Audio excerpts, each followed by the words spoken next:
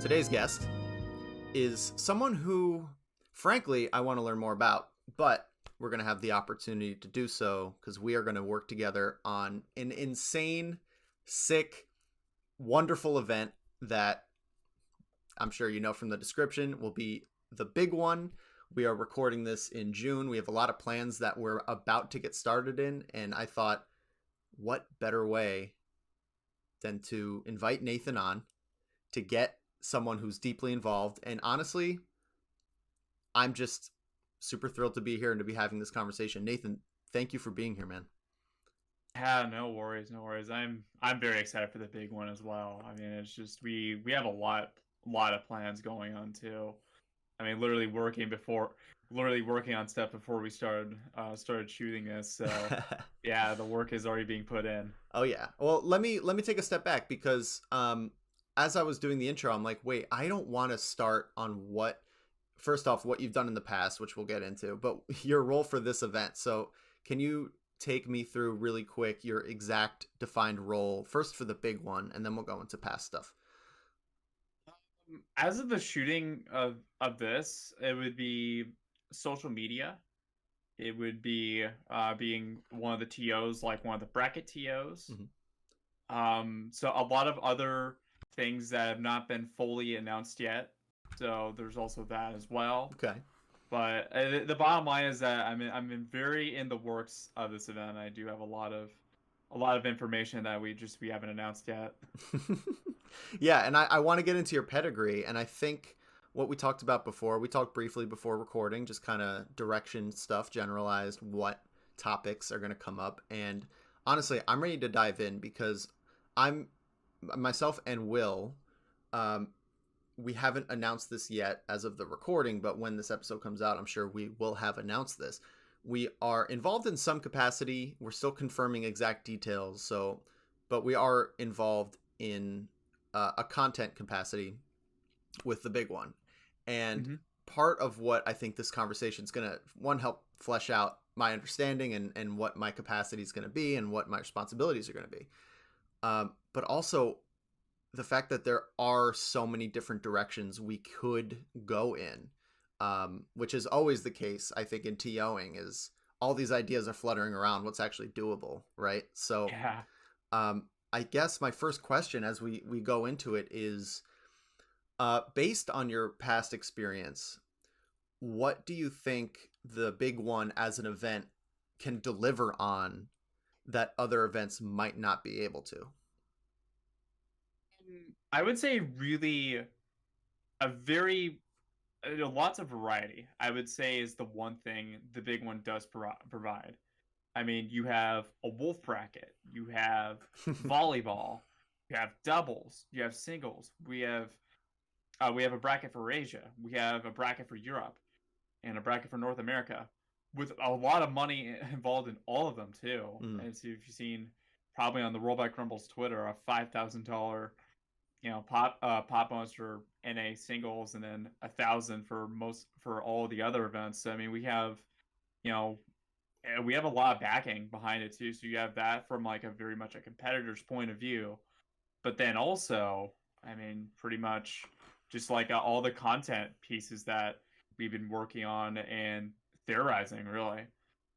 We have a lot really just kind of planned out, and we're just throwing ideas around, and really kind of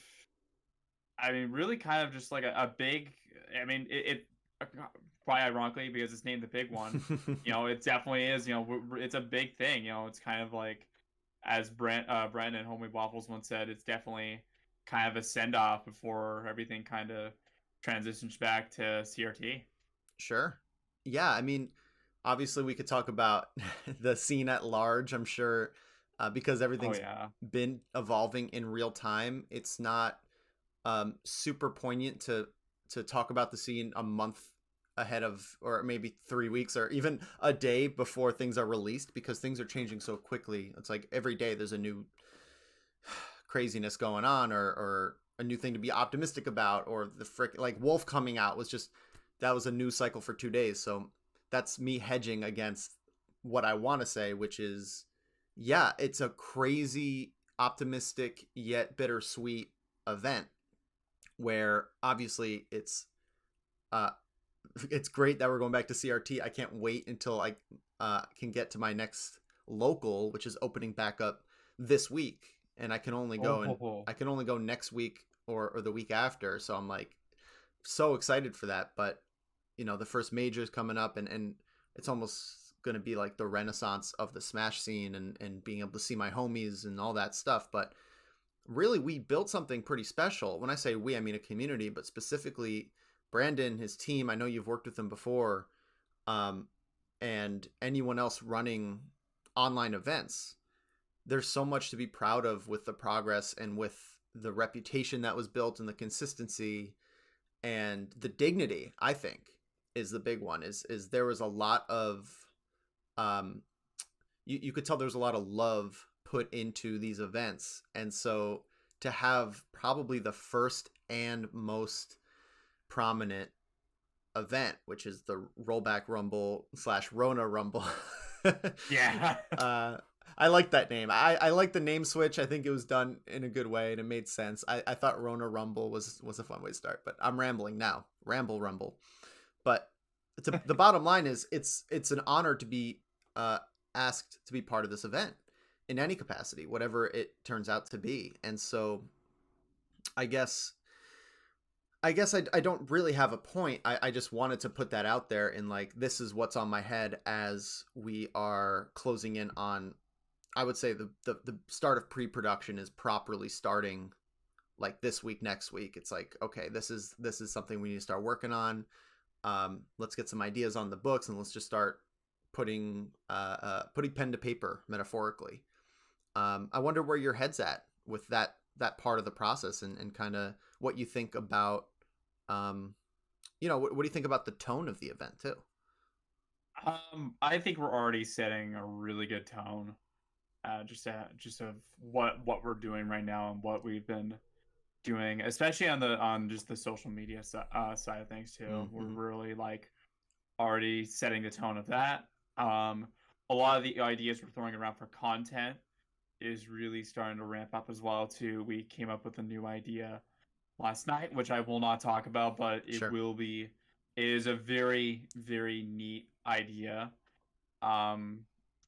We've been like even planning like just a bunch of other stuff too, and like it really is kind of like, I mean, kind of just to repeat, not to sound redundant, but just like it really is kind of like the setup, like you said, of what everything we've built. This is kind of like the culmination of all that, because when everything when everything got shut down, there was delay, and then when they used to be called Rona Rumble, that started out too. That was kind of like the thing. I had my own tournament series that I started called Get in the Box, which also has been successful as well. Mm-hmm. And like, just it kind of grew a little bit from there. I mean, like, because then Rollback came out, and thus, Rollback Rumble became a thing. The Sure. rebranding happened. The first season of SCL came around too, and they needed somebody to actually seed the tournament, and then that was kind of like, that was you. Yeah, that was me. That I knew we'd find. It's too much to list, but we'll find the cool shit. Don't worry. I didn't know you did that. Good for you. Yeah, it was kind of like, it was the first time really that I've done any sort of gig with Rollback Rumble, Mm-hmm. and it's mainly because it's just like, I mean, Jaden had a good connection too, like a good just personal business connection. So like, and it kind of just spawned from there, and I just I would do all the seeding for the SEL qualifiers, and then that led to 5 days of Melee, the first Gallant Melee Open, and then when they started the weeklies, the NA West and NA East weeklies, I just kind of worked my way up the ranks. Kind of, as weird as it is, I kind of worked my way up. I went from just being a seeder to being, the bracket, the bracket person, Twitch chat person, channel point predictions and all that. So I kind of just progressed, really, as they would say. I kind of went from volunteer to staff a Rollback Rumble, and I think, as I recall, maybe the first person to do that. Yeah, I think everyone kind of sets a very distinct path in terms of progression. I think there is a uniqueness to your story, and there's also something that's incredibly ununique in a very cool way, where it is. Oh, there's always humble beginnings. I like the classic SFAT story of him going 0-2 for however many years, Yeah. and I think that attitude is just, I think it's an important one to kind of live through. I think obviously some people reach the path to success is different lengths, and blah, and success is even defined differently. I'm sure in a couple of years you wouldn't say that right now is a success per se, but you 6 months ago would look at you now and be like, wow, that's great. You know what I mean? It's a Oh perspective yeah. thing. So I think the one thing I really like about kind of getting to know you a bit more, and hearing you talk about this is it just feels like you have a really good understanding of the the logical progression of work and of putting up results. I think from my understanding, you wouldn't be getting these gigs if you did a shit job in the last one, and that's kind of the way it goes for the most part. Sometimes um, sometimes people get better gigs, but I think your progression shows it's just like, well, you did good at this. Let's give them seating. Why not? Let's give them Yeah. social media. Why not? And that's pretty dope. And so now you have like a Batman belt of experience that you can kind of look back on, and that's invaluable. I want to ask a quick question after complimenting you and calling you Batman's belt. Don't get it twisted. Um, what would you say right now if you could do anything uh, uh, exclusively, and whenever you wanted to do that role, it was available to you? What role would you pick first and foremost? That's a tough question, really. That's a good question too. Because I mean, you're right. I do have a lot of I can do a lot. I mean, ideally, I've always wanted to just be a player. Mm. Really, I don't know if that really counts as a TO role, but I mean, I always wanted to be just more of a competitor at heart. I mean, I've told pretty much most of the folks I'm really close to that. That's what I am. But if we're talking TO side of things, or just like anything other than a player, it would probably be commentary. That would be that Dope. would be one as well. And then, I mean, on the TO side, I mean, I could go anywhere with that. I mean, I would say, shoot, I would say actually just it's hard to really give that answer. Actually, hard to give an answer to, because I'm still learning as we speak, really, and I'm still like, I mean, this is the first time I've actually done social media too, and I've been enjoying it. So it's like I'm still learning and picking up new things. So I mean, I would say right now it would just be, I mean, at this moment it's actually social media. I really like that side of it. Word. But the thing is, my answer may change if we were to talk maybe like a few months from now. That answer may actually change. So it's like I'm still learning as we speak. That's dope. Yeah, that's kind of a killer mindset that I always expect everyone I talk to have listened to zero of our podcasts, which is fine. It's not about popularity. It's about us. It's a selfish thing we do. It's like we're each other's therapists, and so it's fine. But basically, it's something we talk about a lot. Is that kind of, it sounds like a growth mindset of the exciting thing isn't necessarily the work of doing social media, or the work of seeding, or the work of bracket TOing. It's the work of improvement and learning, and Yeah. that's what I'm hearing from you. And that's also probably what made your first two answers be these endlessly improvable top skill ceiling things, which is the game of Melee and commentary, which I would argue is very similar in terms of magnitude of difficulty. Um, Oh yeah. as someone who is a player and a commentator, it's like sometimes I can kind of scratch that itch with either one, and the itch isn't necessarily like the game. It's like the inner game of improvement, not the inner game of tennis. I'm not a basic Smash player. Although I have read half of it, which is I have to. the first half. And so, but I think that's sick because I feel the same way. Will, again, I think our last episode we recorded yesterday, we were talking about this exact thing, which is, you know, who knows what we're going to like, who knows what we're going to be like in the future. It's just the consistent is the improvement. And now my dog, hold on. I got you.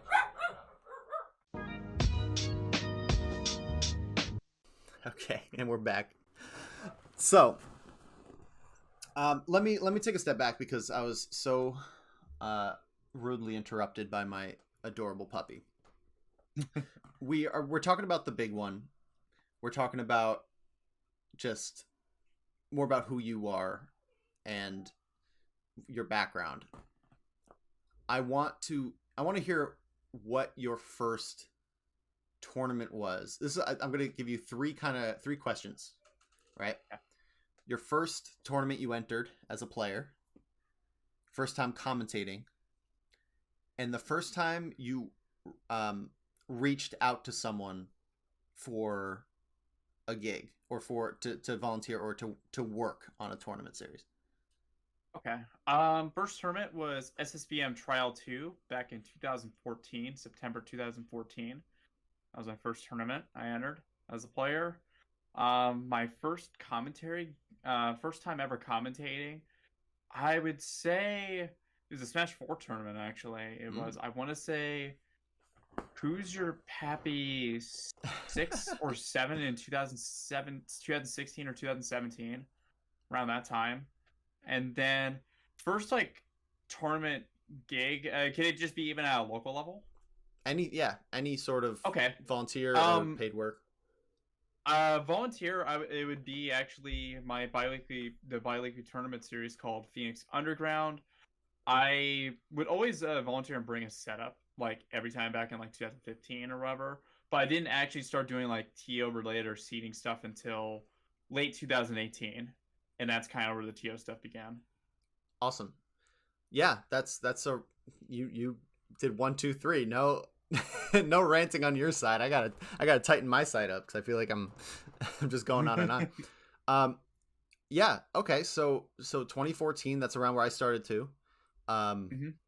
My first tournament was technically in 2012, but I was playing in high school on LCDs. And well, I hosted it, and so it was just people from my high school.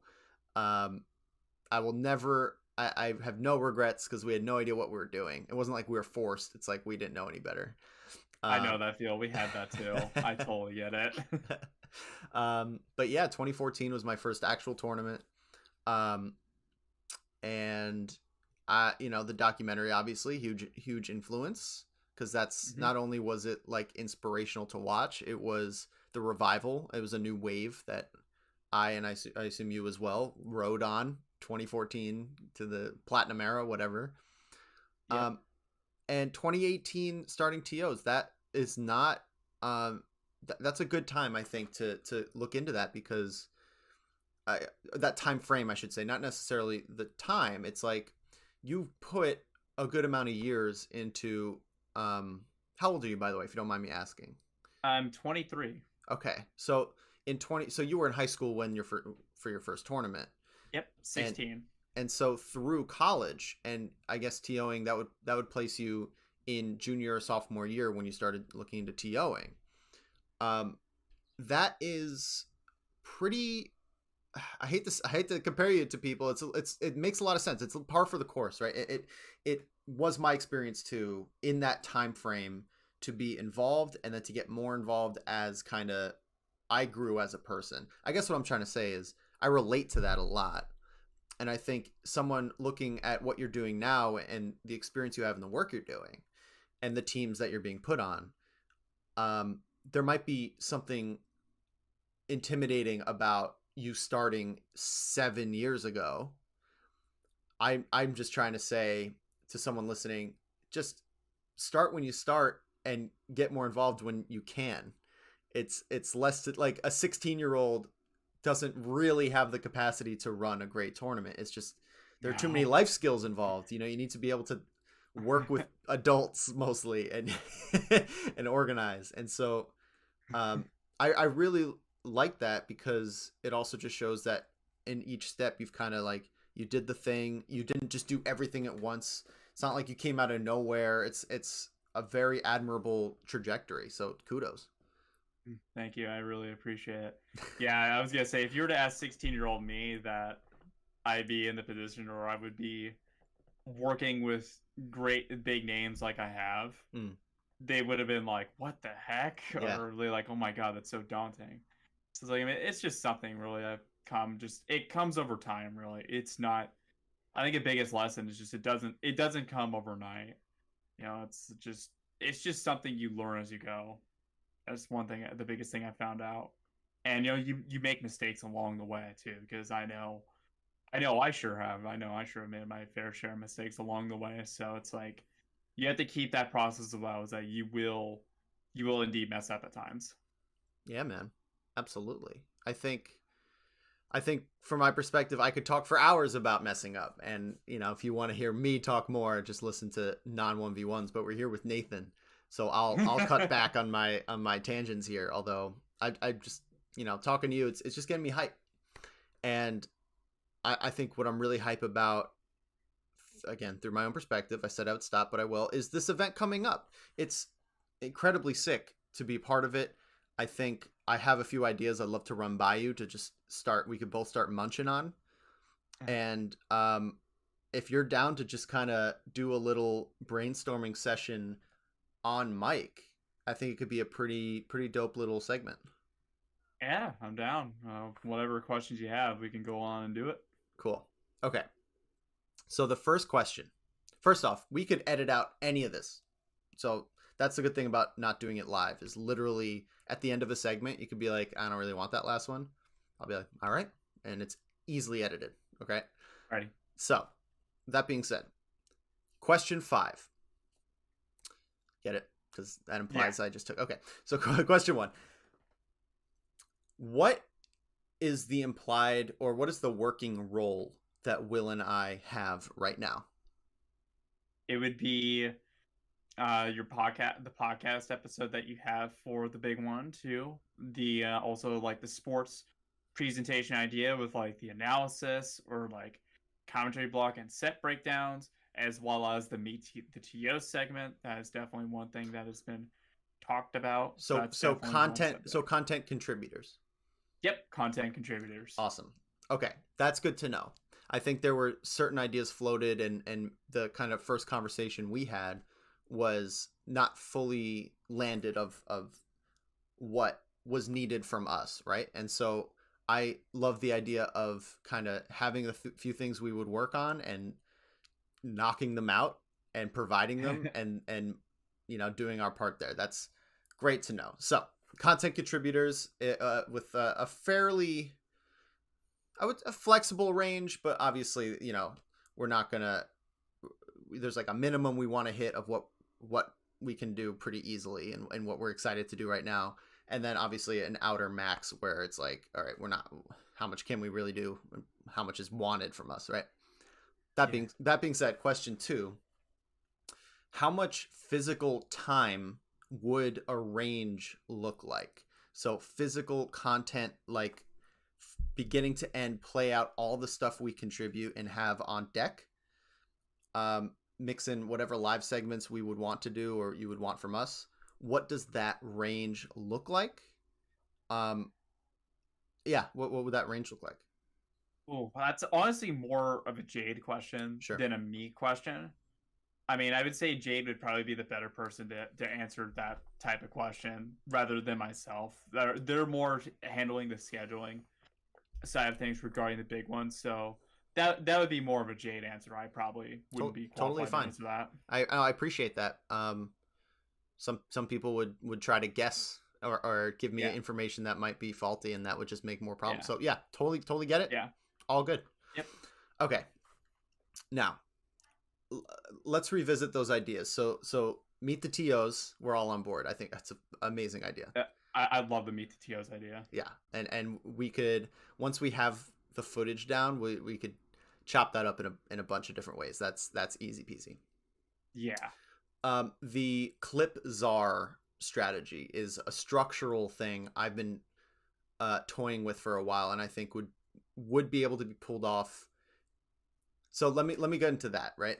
So the meet the TOs, good in the books. We'll have our own conversation about that, and then we'll start putting interviews on the books. That's easy peasy. It's literally like turning the TOs into talent is the easiest thing, because you guys would be the most reliable talent in the world.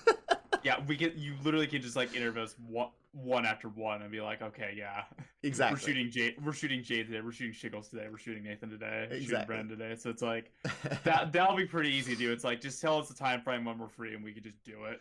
I'm so excited to if there's one thing TOs have gotten down, it's the importance of like being prompt and having, like, you were such a joy to schedule time with, not because it was easy. It took us a while to get the time, but because you were so understanding, and we were so understanding of like, this doesn't work. Cool.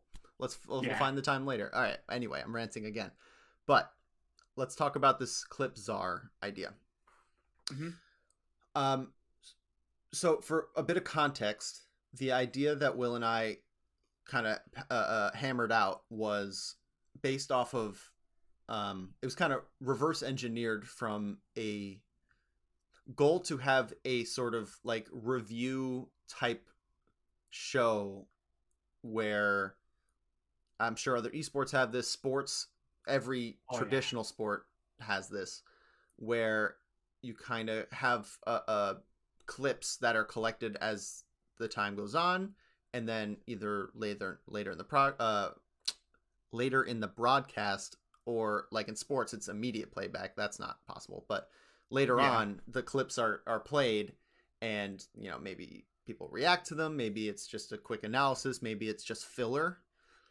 But the challenge is creating the infrastructure of generating those clips throughout a broadcast, because a review show where we just go over brackets with no clips, I would take 5 minutes of that as a spectator. If they came in with like a 5-minute bracket review, that's actually not a bad idea, but that's all it could carry. You know what I mean? Yeah, they'll look at it like, okay, that's what I have to look forward to, and then they probably shut off the stream, do something else. Yeah, probably play Melee themselves. Won't really care until the actual bracket begins. Exactly. And so I think I'm not sure how much you were able to take a look at I think we made a 1-pager. Hopefully it was only a 1-pager, but of what that plan could look like, and it would involve volunteers. I thought of having an incentive program that is kind of a dirty word, but it's an in-between of like, I would love to pay everyone. We don't have the resources to just pay a ton of people, and frankly, it's not very difficult to clip to watch if you're already watching, to just clip a bunch of stuff. So I'd love to hear your thoughts on the viability of it, the execution of the plan itself. Just have you thought about that much? And as someone that actually, so if you've checked the Rollback Rumble Twitter account, you see all the clips that are on there. Mm-hmm. I'm actually the person that clips all those. Okay. So this is something I do have actually experience with, being kind of a stream monster and just clipping anything that seemed, I'm like, oh, this is pretty hype. This would be something that probably would be pretty good for social media. So like on the clipping side of things, this is actually right up my alley. I've done this before too. And we've actually, Jade and I have actually we've already discussed this in some capacity a little bit too, to where I could do this again. We're still kind of fleshing myself. I mean, that's why I'm saying like my role isn't like completely set yet. Sure. Because we're still fleshing mine out, because I have like, seems like this skill set that can go anywhere. So it's like, you're a Swiss Army knife, but you can't use every tool at the same time. That's the thing. Yeah. And it's like, is my capacity going to be able to handle it? Because like I'm capable of doing it, but will my capacity be able to? Because they don't want to stretch me thin. So neither do I. I would say, if it aligns, definitely I would love to do it. I think the idea and execution of the idea can be very solid too, because I think it'd be a good presentation. Because say we have like this whole entire commentary block segment that's just hype set after hype set after hype set. And at the end of the block, when you're having filler as like a transition between we're going to the next commentators, they'll maybe, you get a quick look at the bracket for maybe like, I don't know, a minute, or you review the bracket for maybe like a minute, you and Will talk for, or something like that for it. And then afterwards, you can run through some of the clips of just, some of the hype stuff. It's like, okay, Mango's playing really hot right now. He just bodied, someone that's pretty darn good. He bodied him. And here's kind of, it's like, this is how he's been looking today. This is something to look out for. Yeah. So like you can have like all that compiled really, and it gives the audience a good rundown. It's like, oh, so this person's looking hot today, and we better look out for this guy because this could be trouble. You can build a lot of hype around it just by footage alone. It's very flexible. I think the resource generation is probably the biggest North Star here. It's like, what can we use to generate more assets for the broadcast? And speaking from you, a human asset of the process. I think the role that I had envisioned for you was kind of a temp, like you would be perfect for this. And funny enough, of course you were. It's not necessarily the you would be like the foreman, you know what I mean? And so if you can find someone, or if we, I could definitely take half of the role and have the other half even be Will or however else we want to do it. I don't think it would be that difficult to find someone who would sort through all the raw submitted clips and just, take some down or filter them down, or pretty much to say yes, no, and make sure the second kind of funnel layer is taken care of. So don't feel like it has to be you. I do think that there would be a few other people that are capable. A good amount of people would be capable. Everyone would need to be trained on it. And it wouldn't take too long of a training session to get someone experienced in the scene to be like, as long as they have experience, they could figure out how to do the process. You know what I mean? But someone completely new to Melee is certainly more capable and more qualified to get the original clips. If you could clip on Twitch, then you could be in our little volunteer army of clip hunters. And I think that's the hierarchy that we're building here. And of course, once we set up, we'd have to do a test run with the streamer. We'd have to make sure that everything is compiled in a video format, or if they need it on the Twitch format. And those things, I have the technical capacity to project manage, which is something I'm happy about. Is I'm giving my full, my next couple weeks, I'm giving my number one, like, I guess, creative outlet, or my number one personal project priority, Triple P, is going to be the big one. And I think it's cool that we're both like taking on these things that we're learning from and are going to contribute to a bigger project. But again, another rant. I'm going to stop apologizing for rants. It's who I am. Get used to it. So, I mean, yeah, we're both in agreement. It's a dope idea. Do you think it could work? Do you think we could pull it off? I think we can, really. And I'm glad that you mentioned that too, because, I mean, literally how the process is for the weeklies is I clip something, I send it to Jade. One of us comes up with a caption. Sometimes like in the recent Rollback Rumble clips, it's been me coming up with the tweet caption. So any tweet you've seen with that is by YouTube. That is a tweet actually made by me, but Jade would just copy and paste it onto there and download the clip. So this is actually something that's like, it's actually like it's something I have quite a bit of experience on, because there have been many cool clips that I've clipped, but they've never been tweeted out, because I'm like, this could be tweet worthy. If this person wins this set, maybe we can tweet it or whatever. It's very, it's very like we've gotten very meticulous about it, and we've gotten more efficient at it the more we've done it too. Because at first I was just clip everything I see, and then we just tweet it out. Whereas now we're getting a lot more meticulous and calculated with it. It's like, oh, this is the end of a set. It's a close set. We should probably clip just the final stock here, because, that'll kind of build the climax. It's like, oh, that's the end of this set. What happens next? Mm-hmm. So, like, we're getting more meticulous and aware of it. So I mean, I don't know. I mean, I think I'm like very confident it can work. It can work too, but like this is just something like I'm like brainstorming as we speak because Yeah. it's something that we could probably go on for hours about. Well, we don't have the time for it. I have about 15 minutes before I might have to Yeah. leave, but and we could always finish up another time because I have a feeling we have more to talk about. Um, and I guess final thoughts from me on this project is I'm aware that it's like a step-by-step process. So of course we need to be aligned. I keep mentioning the streamer. I don't even know who the streamer is. Jade the streamer? What do you mean? Just like the person? Stream runner, I should say. Uh, we haven't decided yet. It's Okay. not fully decided. It's not fully decided yet as of now. Okay, so whatever that may be, but get in contact with someone who knows more about streaming than myself to make sure that the process is conducive to a stream. Yeah. Start asking, you know, to find volunteers, a volunteer coordinator. I have a feeling that you've done some volunteer coordinating, and so that's a part of the process too. Is just making sure we have, maybe half a dozen to a dozen folks that want to, that are going to be watching anyway, that can just commit to some streams for some small benefits and small compensation perhaps, but whatever.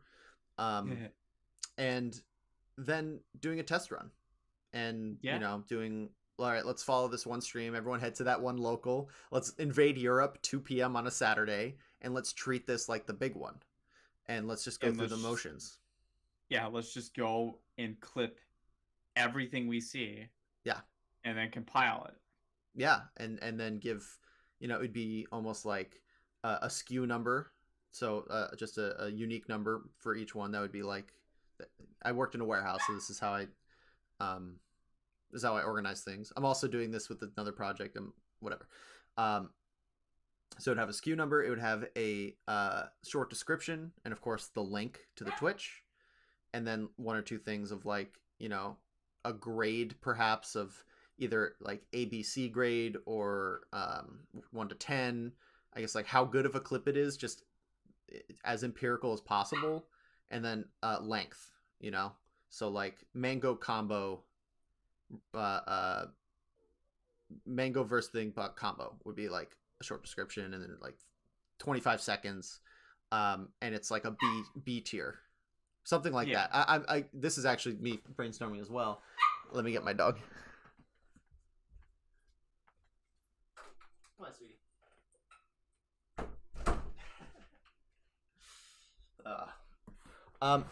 So yeah, is anything coming to your mind, or do you want to move on to another thing and we'll figure this out later?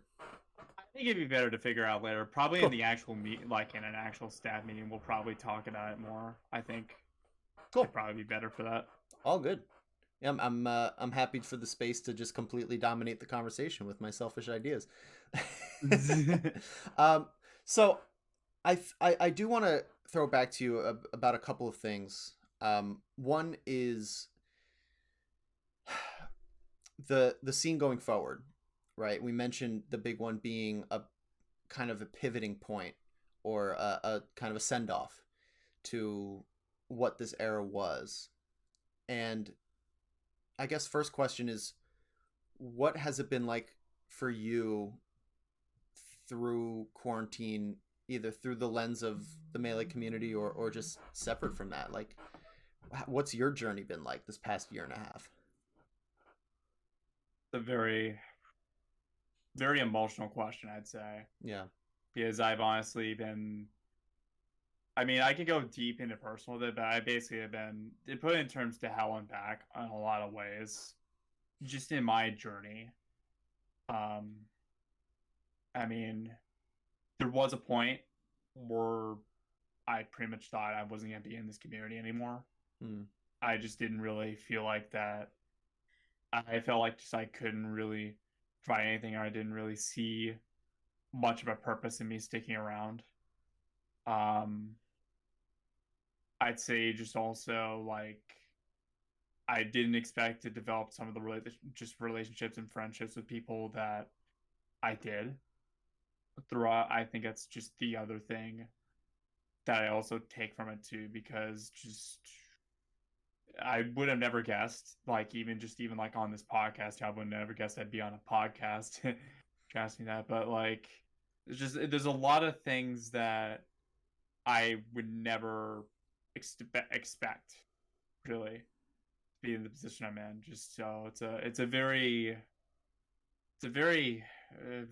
difficult but emotional question. Like it's a good question, but it's difficult to answer because I can really dive a lot into it. But I guess just perseverance and the people that are around, your relationships being tested, but also the ones that stick around are the ones that probably care and believe about you the most, and the ones that probably have seen you at your worst or seen you when you felt like everything had given up are the ones that probably will stick by you through anything.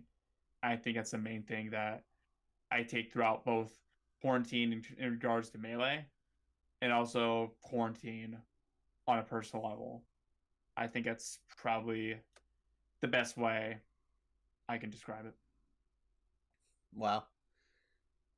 I want to just absorb that as someone listening to you, but I have to be on the podcast too. I'm I I feel so much of that, you know. I think that's a pretty, you know, it's an ironic thing because it was a universal loneliness that we're all just smacked with. And from my perspective, I was so entwined in Melee before quarantine hit, and I was deriving so much. Yeah, and I was, you know, going to the New York City local, and I was ramping up on this podcast, and I was just thinking what my future looked like. And then, yeah, it just obliterated my entire lifestyle, everyone's lifestyle. But that's rough. Sorry for kind of throwing that to you unexpectedly. I'm happy you answered it with grace and honesty. That was a wonderful answer. That you shook me right back. And you know, as I hate to say it, as we're closing up, you know, I want to look at the flip side of that coin, where again the big one feels like a send off. It feels like a pivot, but the bitterness is beforehand, and the sweetness is what we can look forward to again. And I just want to hear what you're looking forward to and what you're most optimistic for going forward. If I were to really pin one thing, I'd say just seeing people again. I think that's everybody's, and not just at tournaments, just in general, seeing people. I think that's the main thing. And as a competitor, that's the one thing because I played CRT Melee as of the recording of this. I played CRT Melee with a friend of mine, I think a week or two ago. And I noticed, you know, even though the gameplay, I'd say it was very similar to Rollback, you know, there's actually, you know, Rollback's actually, it made me realize how amazing Rollback is. Yeah. But the general interaction and the vibe of just physically being around somebody and just pushing buttons on a controller or a box controller, I think it's just one big difference. It's just being around them because people respond to things differently. So on a Smasher level, I'd say that's a very important thing. And then also just the relationships with people because a lot of my closest friends are just people that I've wanted to know more or I've really have gotten to know throughout quarantine. I've not seen them in almost a year and a half. So I'd say that's just the big thing. It's just, you know, just to see people. You know, it'll probably be a very emotional time when we do. You know, I mean, a lot of, you know, it's kind of just like you've been away from something that really provided a lot of joy for you for so long, and you're very restless over it because you can see the end. And the big one in a way is, I've definitely gotten this too. It's just, we don't really know because our heart is just really our our blood, sweat, and tears, or whatever you call it. They're just so set on, making sure the big one's a big thing. But like afterwards too, it's just, we don't really know because it is gonna probably, speculation is it's probably a big pivot because Summit's gonna be in person and whatnot. But I mean, it's just gonna be big for a lot of us, really. Just we don't know, and I think I guess it's like it's a see what happens sort of deal. But it's I felt the emotions a bit too. I felt the emotions quite a bit throughout, and just hoping to see them. Just a lot of people because there's been a lot of very special bonds and a lot of special connections that have been formed. And I'd see some memories that are quite unforgettable. I think that shouldn't even though it's online, it's something that shouldn't be forgotten because we talked about on the Alston Melee Bender, when I had you on as I was a content manager for you. So in a way, that connection also formed online as well. So I mean, there's a lot to it. You'd be surprised of some of the things you form. Yeah, and that, I mean, it's so simple and it's so obvious that the connections and seeing people again is the difference between before and after COVID. And obviously there's so much more that is felt than needs to be said. It's just we're all dying for what we forget, but what we're going to instantly remember once it happens. And for you, I actually haven't played CRT Melee. I'm playing on Monday. My good friend Chess Money, LGBT Chess, he is my day one training partner. Me and him are like, he's a Peach player and he's getting married, and his bachelor party is about 70% smashers. I think there might be a dozen Smash players there, and it's a 3-day event. Oh, dude, that's 3 days off. So Monday through Wednesday, PTO through my job. Oh, baby, it's been planned for months, and it's coming up next week in 6 days. So yeah, that's the juice. Like Smash fests are what made me fall in love with this game.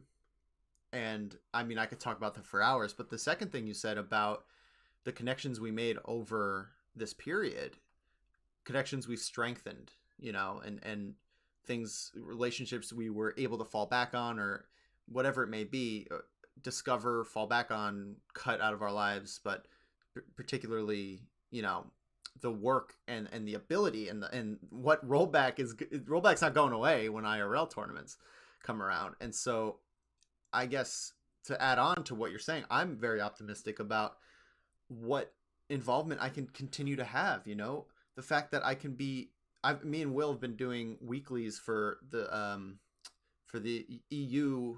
They have like a European tournament that we do commentary for. We do their top 8, and it's just the opportunities for commentators, for people trying to get into TOs and volunteer and to gain the experience that you have and just find things has exploded. And it's not just you need to start with find the volunteer coordinator for a major and then be like a pool captain, and then from being pool captain maybe you're like a shift manager. It's not like that ladder. It's literally like a jagged, this person needs this specific role filled, let me do that one little thing for you. Yeah, the path is so different now, and I think it's so different now, at least in this time being, because teams are very small nowadays. Teams are very small nowadays just for financial purposes. So I'd say in this moment it's very hard to get a shoe in, but the folks that were able to get their shoe in really had to do a ridiculous amount of jobs. I'd say they probably had to do like so many different jobs. Yeah. So, I mean, like the actual like given staff for the big one is literally just 5 people right now. Yeah. So it's like, it's a very small sort of team, and we don't know.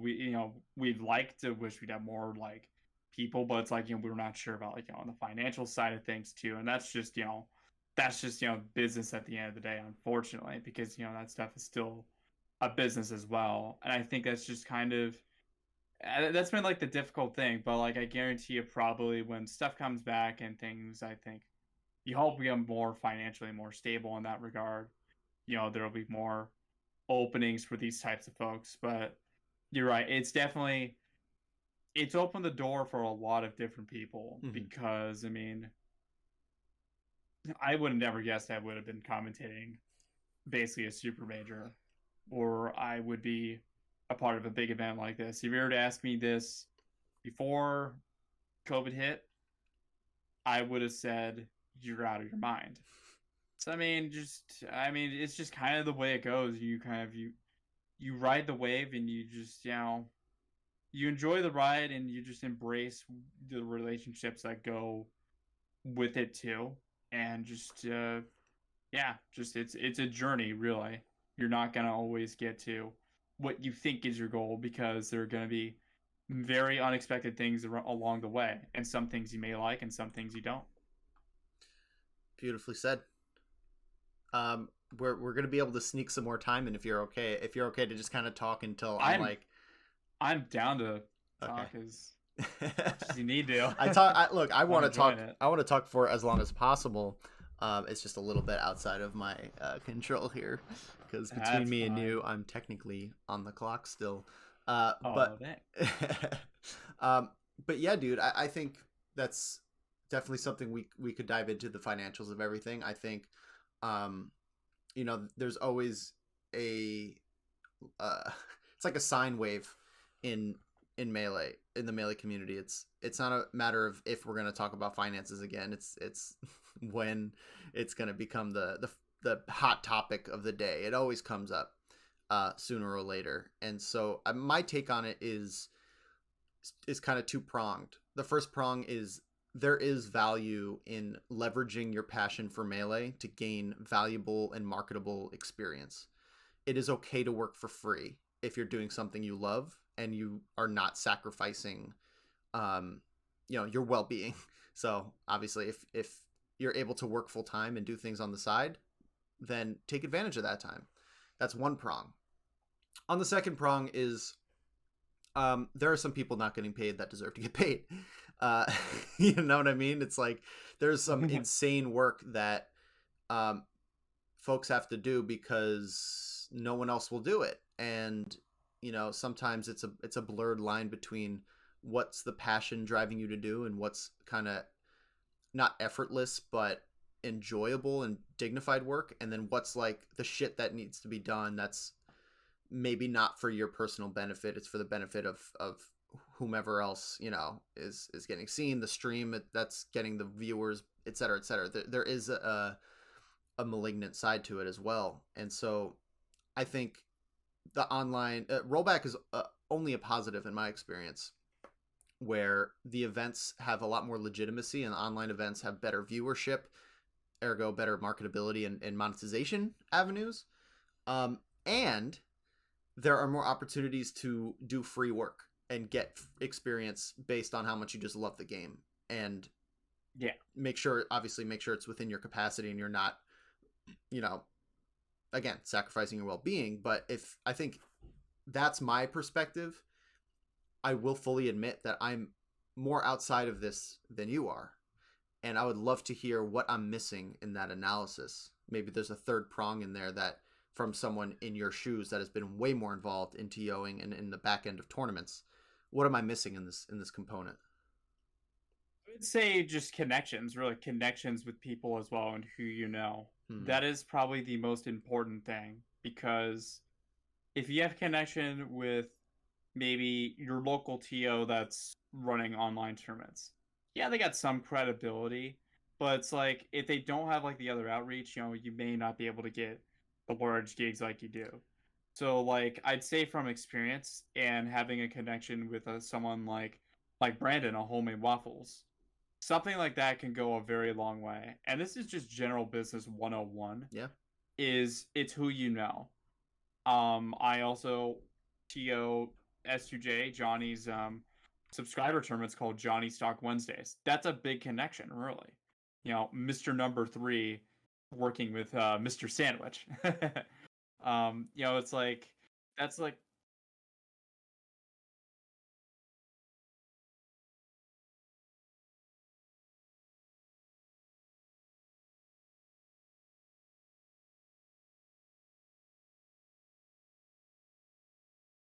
that's good. We'll cut that out too. Apologies, but continue on wherever you want. Yeah, sorry about that. But like Mr. Number 3 working with Mr. Sandwich, it's like those types of connections can really go a long way if you have good communication with them as well. You continue to want to be involved. Like I remember when I was volunteering, just starting out, just talking with Brandon, Homie Waffles, about it. He would be like, "Oh, I appreciate you doing this, even though this seems like it's annoying or tedious, or whatever."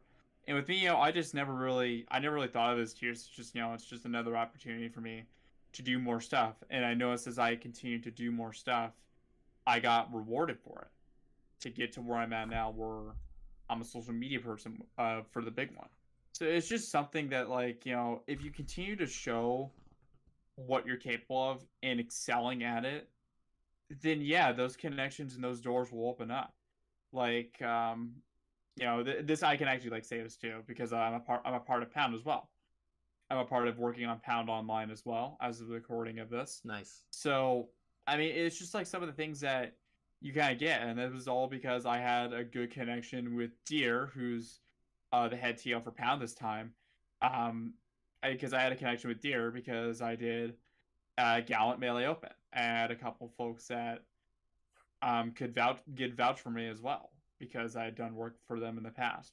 So I mean, like on a business side of things too, really, it's like it's who you know, and if someone knows you, it's like, okay, this person's qualified well enough. Can they excel at this? And if you do excel at this, it's more power to you, because then you'll get, you'll land big after big gig after big gig, and that's kind of, on the online age, it's really, it's opened the doors for those types of people that didn't really have the necessary resources or capabilities to fly out or whatever. You get to really show, like, at least on the online side of things, who's really like gonna put in the time if the opportunity is just presented right there. Because it seems like you can work with another great story tournament series and TO team per week, it seems like, as a tournament organizer's perspective. The best way I can describe this era is the era of the TO. That's the best way I can describe the online age. I think TOs have gotten a lot more recognition and a lot more growth during this time than they probably have ever did.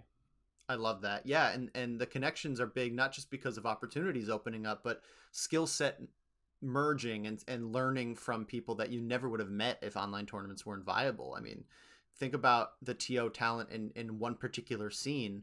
Oftentimes, once the slots are filled up and once the necessity for that area's local is kind of met, there's no real necessity for new TOs to kind of learn the ropes, and there's no actual roles to do once a tournament is kind of established and humming along. And unless, a competing tournament pops up and or the regional comes up and they need extra help, there's no real opportunities to step in and do the apprenticeship, of hey, how do I even do this job, and have someone teach you, and then And so now it's like anyone from anywhere in the entire world, if you can make your sleep schedule work with whatever region you're working with, and if you could be present, and if you could, show up, can start tomorrow. If you just kind of put a little bit of work in and start making connections on your own. Twitter, I love Bottom of Smash Mountain, because he's proof that someone, and I say this with love, Jesse came in as a nobody, had never even gone to a tournament before, and has built through power of will, some talent and passion, built what he has, and is continuously doing that. And that is not just in podcasting, it's in the TO as well. And so, yeah, dude, I love that analysis. And I think that's gonna be something that it is a bit clear. I think the recognition is there, but the full impact is not going to be felt until we're doing IRL and online tournaments, and it's just like best of both worlds. Online tournaments can start getting more creative again. They don't have to be the source of legitimacy. They could be the fun side events. They could be the silliness. They could be the streamer tournaments or the stages of the new characters or blah blah blah, and fill that role. It's really going to be the TOs that are going to make that happen, and the more people getting involved in little ways, it's like its own microcosm. It's like a grassroots within the grassroots of what can kind of grow out of this. And I just love that you're kind of talking about all these opportunities and all these pathways to whatever measure of success you want, because you've been living it. You're currently in that path too. It's exactly the type of shit that me and Will are excited about talking to people. This is like spot on, optimal episode, and I think that's a good place to end. I would love closing thoughts if you have anything else lingering as we wrap up. I would say, really, I mean, it's going to be very interesting when everything starts to shift back to offline stuff. I mean, you basically have a whole entire new era. I think Toph coined it in your episode. Toph coined it in your episode on here. The slippy tadpoles is I think the slippy tadpoles will definitely, we're introducing that whole era into the scene, and they'll have to learn proper tournament etiquette and stuff like that. While you have a lot of the folks like myself that have been around for a while, we're no longer the doc kids. We're doc vets, or we're doc teens, as they would say, or whatever.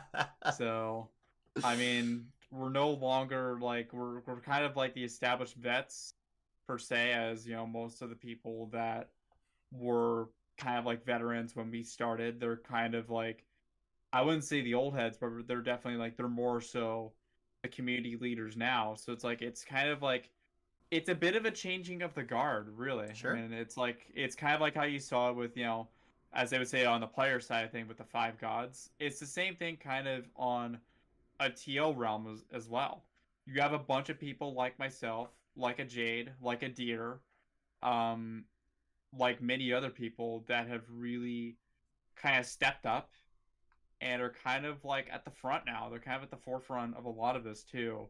I don't think we expected online as the platform to do it, but that's kind of where we're at, really, if I'm being honest. It's where we're at, and it's just something we're gonna have to learn as we go. It's it's a different age, it's a different era, as they would say, or whatever Sure. corny saying you want to call it, but it's a different time, and we're probably gonna learn as we go. And we may be, you can maybe even look at someone like a me, a Deer, or a Jade as someone that's maybe at one of the head community leaders within a few years. It's just, there's a lot to really think about, because just a lot of these people are now, they're starting to blossom, really, and they've had a lot of big opportunities, and are gaining the experience and the credibility and respectability for their work. So it's just something that we're just gonna learn, and we're just gonna have to see what happens. But that's those are my closing thoughts about it. Really, it's just we're in a pretty good place, but a very unique place, and I think 2020, the end of 2021 and beyond, is really gonna. There's a lot to really, there's a lot that's gonna probably change, and a lot that's gonna happen, really. So we don't really know. So it's better to just sit, get on a surfboard and enjoy the ride, or if you're a spectator, grab the popcorn and just see where it goes. That's amazing, man. Look, I'm so happy you were able to. Oh.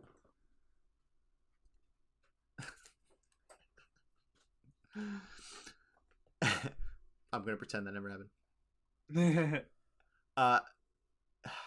I couldn't have ended it better myself. Thank you so much for coming on. We're gonna be recording very soon for the Meet the TOs, but this was a home run. I could not be happier with how this turned out. We finally were able to sit down and get this going. Thanks again, man. Where can people find you? How do you want to plug yourself real quick? You can follow me on Twitter at NathanSandwich on Twitter. There'll probably be my name will probably be on an overlay or something right Yeah. here uh, for the actual episode. Sure. I stream sometimes. I may try to get better with it. Twitch.tv/NathanSandwich, just like how it's spelled on the overlay there. I guess I don't know if I'm a TO for hire. I just kind of do things. I say stuff on the mic because I commentate. I also organize your tournaments on the back end, and I also may beat you at Melee sometimes. I don't know. I also compete as well. So it's just I beat people at Melee. I don't know. We'll just I just do a lot, and we'll I guess that's how you can find me. Well, great, man. Look, thank your TOs. Tip your pool captain. I'll catch you later, buddy. Thanks again. Yeah, no worries. We are here with NathanSandwich, a lead TO of the big one, among many other things. How you doing, man? Pretty well. Gotta say pretty well. Big one stuff has been coming along. Just lots and lots of work, but hey, it's shaping up to be a great event. Agreed. I am super ready to dive into some of these questions. We got a lot to talk about. We got the time for it. Let's vibe out, man. Let's talk shop. You ready? Yeah, let's do it. Cool. So, off the rip, what was the first tournament that you volunteered for? It would go all the way back to 2015. I mean, I don't know if it would be considered volunteering, but I would always bring a setup every time I'd go to my locals. So it would be my local tournament series called Phoenix Underground in Concord, California. I would always bring a CRT and GameCube there. I would consider myself one of the co-founders of it, because we had a weekly series, a Smash 4 weekly series back when Smash 4 was out, called Phoenix Uprising. And me and my friend Malcolm, who used to go by the tag Rapid, he and I brought a Melee setup one time, and they were like, "Oh, maybe we should make this into a Melee event." And then the idea kind of came along, and when the whole Phoenix Underground was born, and I would just start out as a volunteer, bringing my setup there, and then occasionally here and there with the seating. I didn't dive too big in the seating, but it's kind of where it started too. And I would always be a person that would, be in communication with Trevor, like what would be appealing for Melee people, because I was kind of the guy to do it all the way back when I was like 17 or 16. Yeah, and honestly, I did similar stuff, kind of the extent of my TOing, but that stuff's pretty fun. Bringing a setup and being responsible is pretty dope. I mean, I don't know. I guess like you just gotta support the scene. I mean, that was just one thing I kind of thought. It's like, you know what? You get your venue feed wave too. Yeah. I think that was another incentive, is that you get your venue feed wave. So it's like, yes, $5 less to pay. So I think that was also an incentive as well.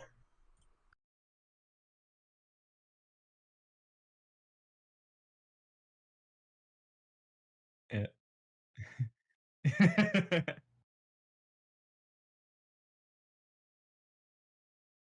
Uh, most definitely. Yes, I do. I do have the CRT bites. I actually have my CRT right next to me as we speak too. I absolutely love that thing. It's actually the first CRT I've ever owned. So, yeah.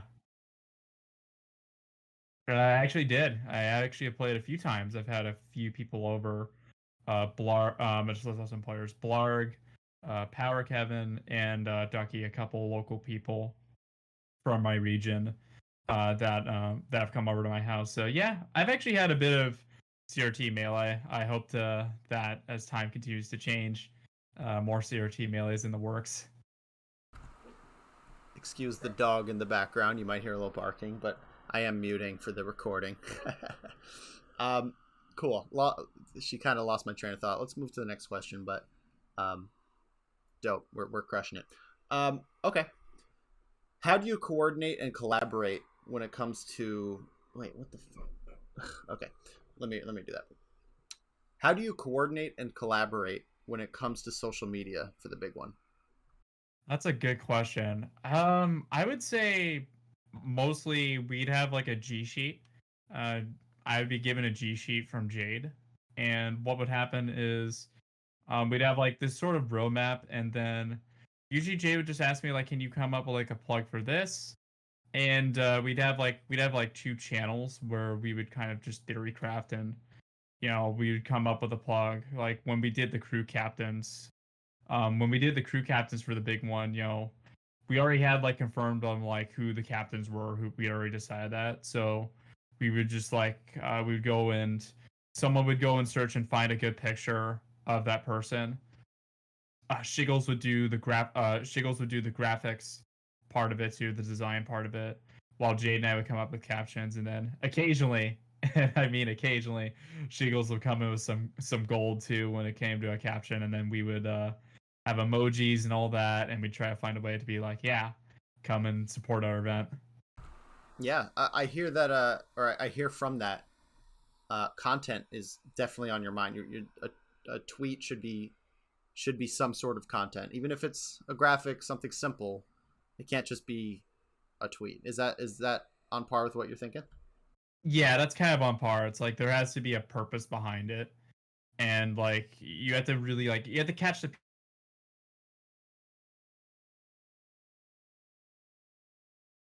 catch people, and typically what would happen. Sorry, you got mad cut off. We're experiencing a storm. I really hope this doesn't fuck us, but you froze for about 5 to 6 seconds for me. So just give me a moment. Did I freeze for you?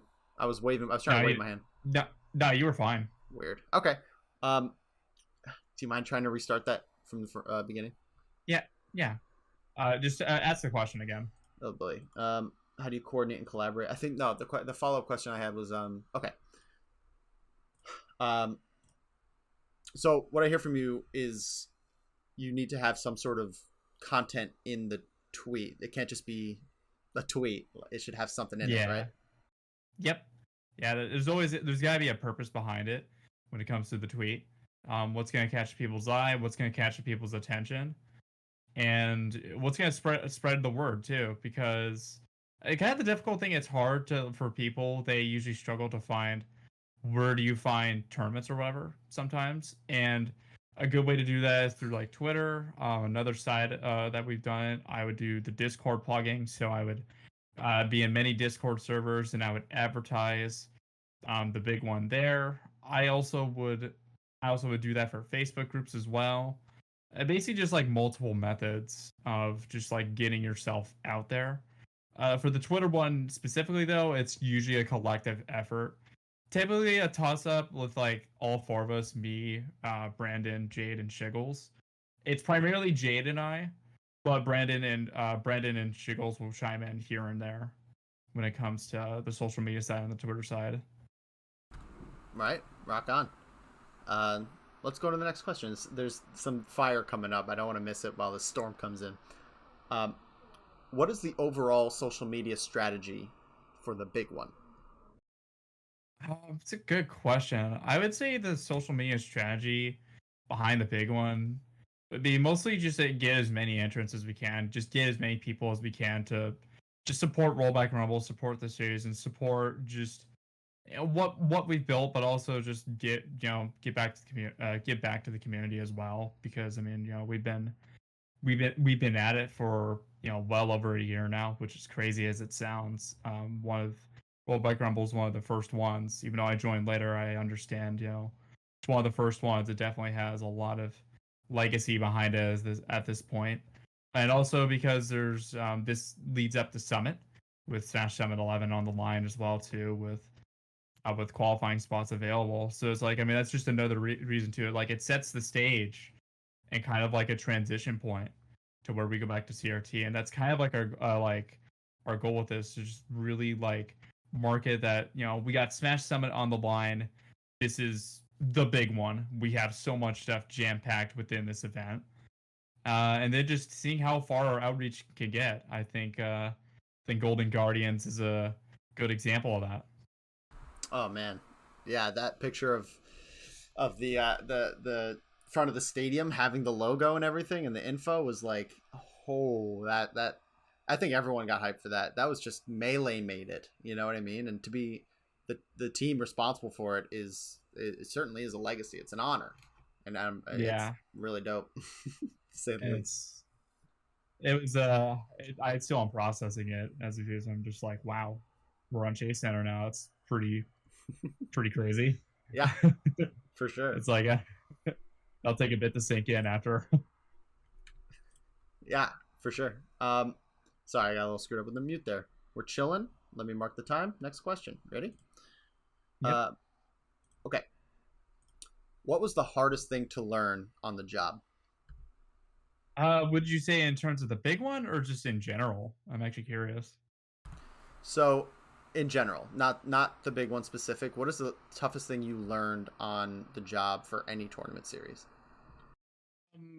As weird as it is, reaching out to people, I would say, has always been my hardest thing learning. I usually am actually really shy and reserved just as a person, and I've always struggled to reach out for others, and usually sometimes delegate and ask for help. I usually sometimes am like a type of person that would primarily do things on their own, for better or for worse. But I would say those have been like some of the hardest things I've had to learn. Not so much the work itself, but more so just like how I approach it. Sometimes I will think like I can do it all, but I had to remember to catch myself and be like, it's okay to delegate. It's okay to trust these people.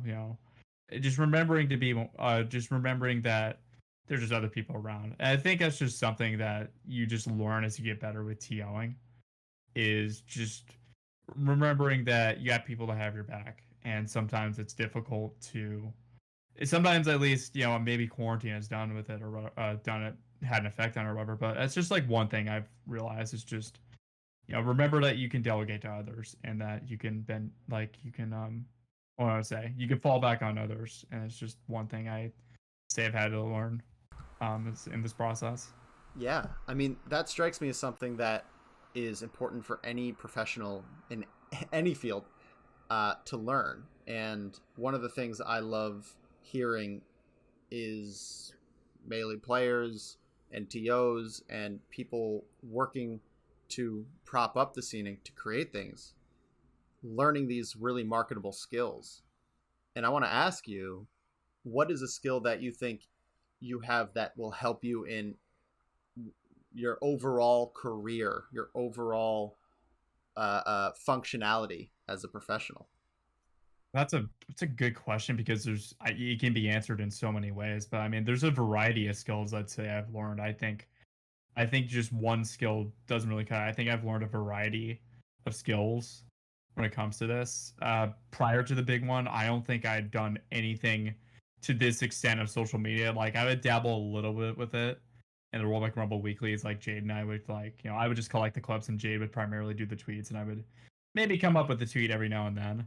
But this was like the first time I went really like full on when it came to the social media side, which has been pretty cool. I mean, that's just like one skill. I would say also being like you mentioned also with content, I would say being a content lead, because I remember for the Austin Melee vendor, I was a content manager for you, and but like now I guess like I've leveled up to where I'm like a content lead, reviewing videos and such, and this is the first time I've been that. So I mean, I'd say just like there's so many different skills, and I guess the crazy thing is there's probably more skills I'll probably learn from this. I mean, I guarantee if you ask me this a few months from now, I think I'd probably list a bunch of different skills I probably had learned and maybe I'd acquired over time. So it's just, it's something I think where you can probably ask at any point, and I would give you a different answer for it. Yeah, dude, I feel that. Just this week, working behind the scenes on stuff, Will and I are getting a torrent of experience and, learning little nuances and big skills, little skills, person to person or technical. It's like, it's a barrage. And a lot of times in my experience, I've had to relearn.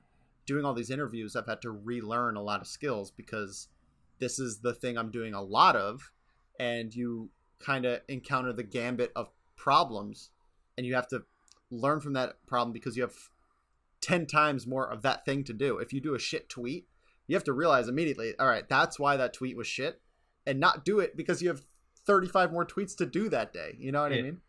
Yeah, it's like you really learn through some trial and error, and also just like from constantly going at it. Like, and I'm glad that you mentioned like shit tweets or whatever. Like we'd have like a Discord channel where it would literally just be Jade and I usually just going back and forth on like, how does this sound or whatever. I mean, there was a bunch of plugs in there that probably would not have flown or done well, or just at least like, we'd throw just kind of darts at the wall, as I call it.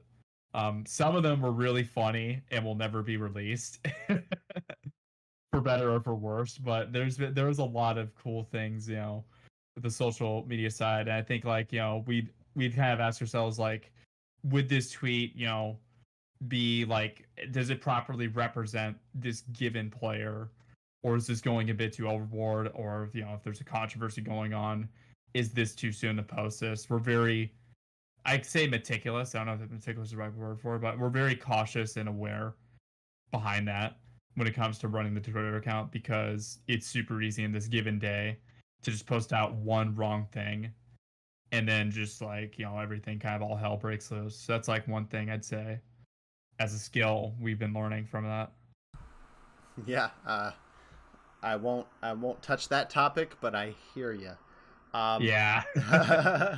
Well, yeah, I mean, that kind of feeds into this next question for sure.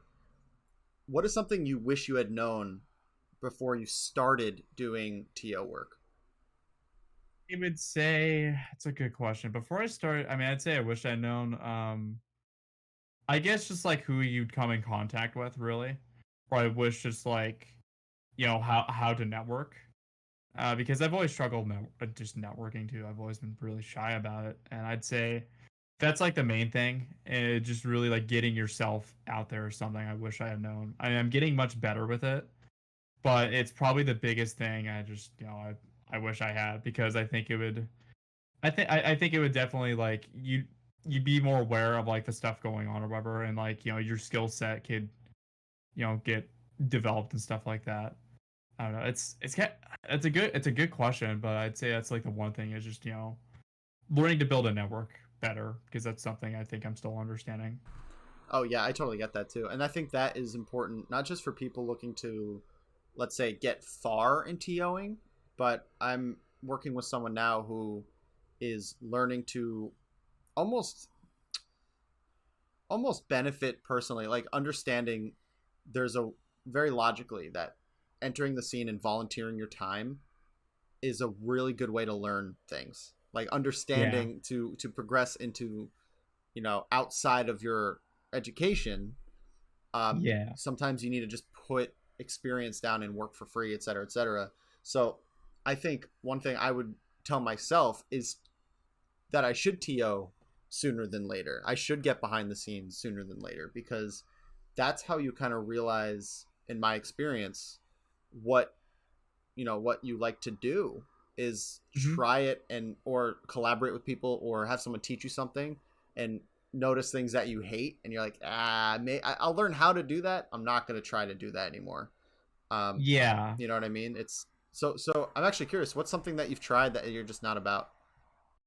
Um, it's a good question, because I mean, I've done a lot. I've TO pools. I've TO pools. I've run stream queue. I've been stream runner. I would say being a stream runner in pools is one thing I definitely would have a little bit of a less interest in doing, because it's really like chaotic on the fly, especially at like large tournaments. It can get very chaotic, because you have, at least online, you'd have like timers and stuff like that you have to take into account, um how to do it and stuff like that.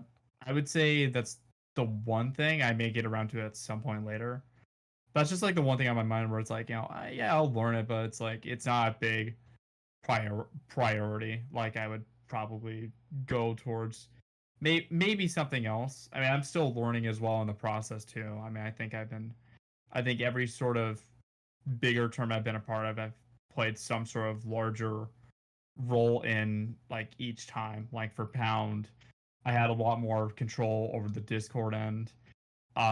With Rollback and Roll the big one, I've had a lot more control and just like accessibility via social media. content and stuff like that. It's like it's been a gradual progression where I get with more and more responsibilities. So it's like I'm figuring out what I want or what I'm interested in and such. Just kind of just here and there. So, the few questions on Jade. Let's get into it. Alrighty.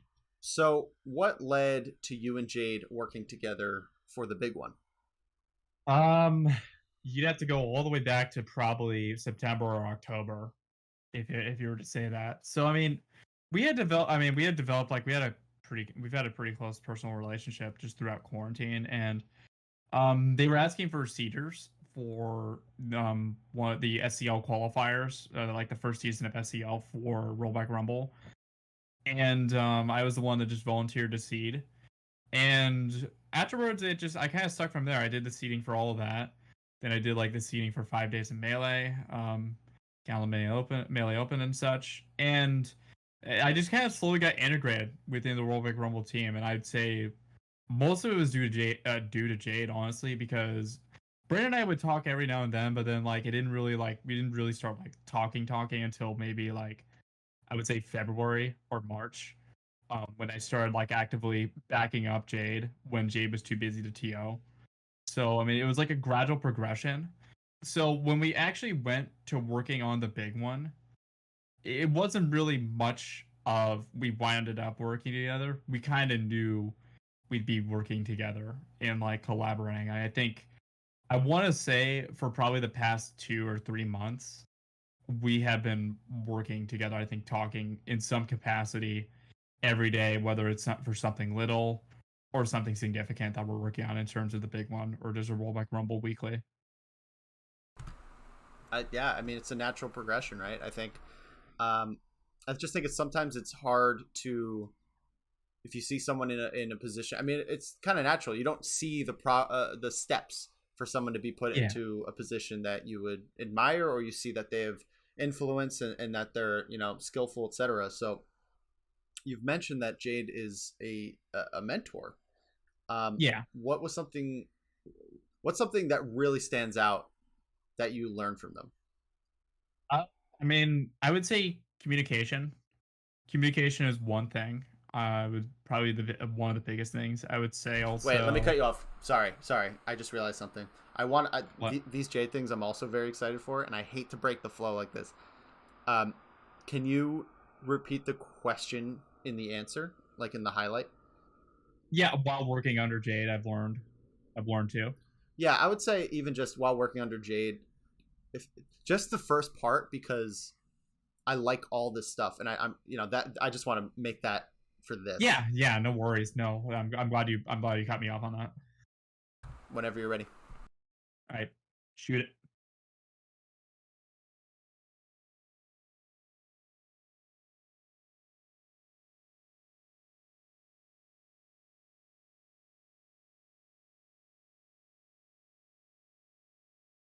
I would say probably, or I would say while working under Jay, I would say I've learned to communicate better. I would say also it's okay to ask for help if a job is a bit too much. I think that's the biggest thing.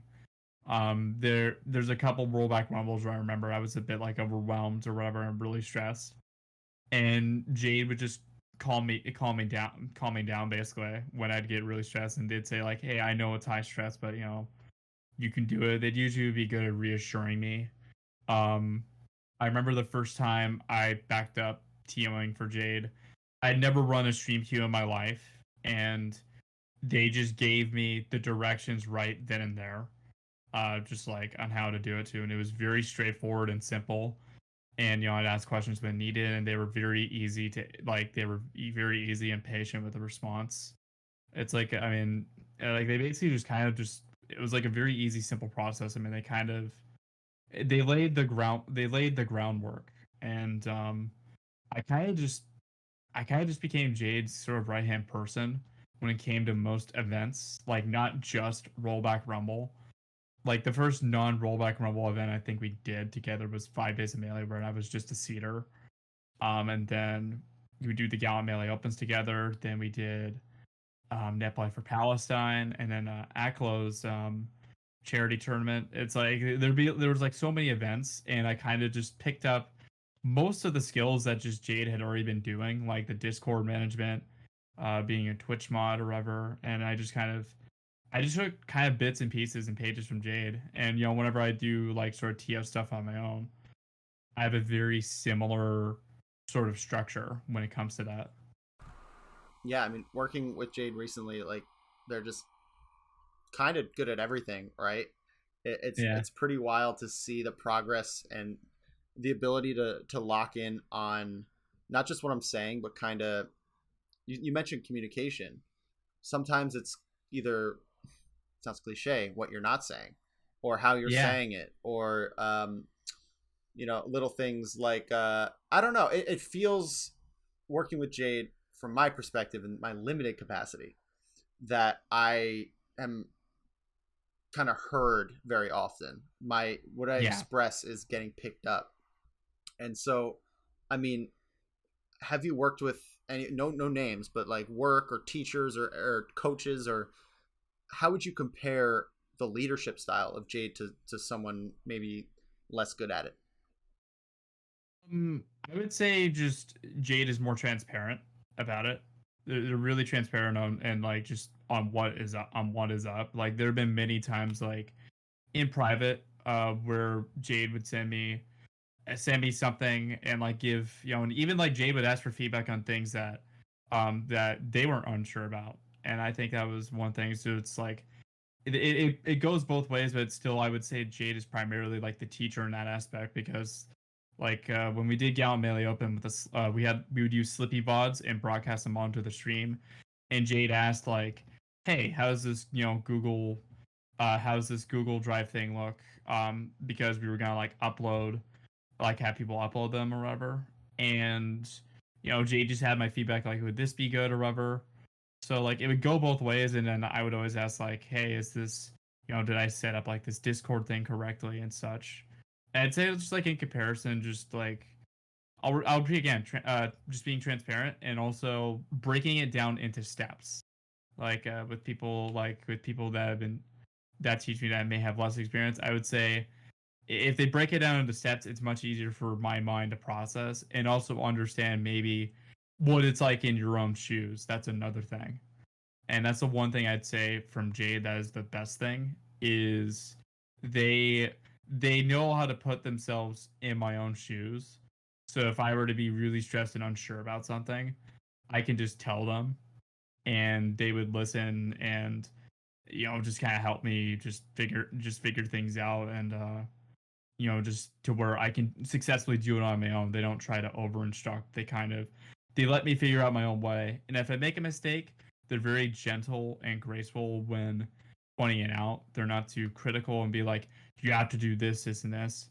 It's very I don't know if easy is the right word for it, but it's very smooth. It doesn't feel like I'm always on pins and needles. It feels like it's like, it's okay, if I mess up here. It's like it's very easy to work with in that sort of aspect. Yeah, and on the flip side, I've seen and I've heard of these legendary overnight degen Discord calls. Oh my gosh! I need to hear last night. Did you guys have one?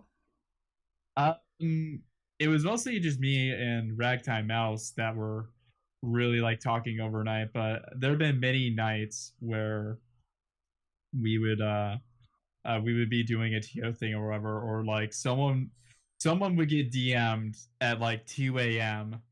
and it's like, hey, you want to do this real quick or check this real quick? Like I remember for the first Gallant Melee Open, Jade DM'd me at like 6 a.m. for like feedback on something or like a seeding thing, and I took care of it. I'd say another one. Some of these probably wouldn't even be good for the stream, but like there have been other ones where we would just be like really upset about something that happened, and we would just vent to each other DMs and just be full blunt and just like give all the context and the details, and we'd give our own opinions and we'd just like shoot the shit about it. Pretty much when it comes to that. And I would say like if there's a time where like a tournament's running really long and really late, and we're just like watching the stream waiting for it to end, we would be like, we'd like send DMs to each other. We'd be like, "Oh my god," like because something crazy happened or whatever. So I mean, there's a bunch of great stories. I mean, I can list a ton, but those are some of like the general ones that come to mind when I Yeah. think of like late overnight stuff.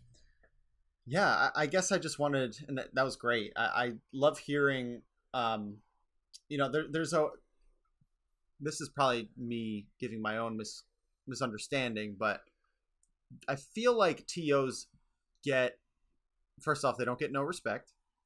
But there's also, even if they do get respect, there's a strange like, oh wow, they must hate everything. Like they look so stressed. I would hate to be a TO that looks miserable.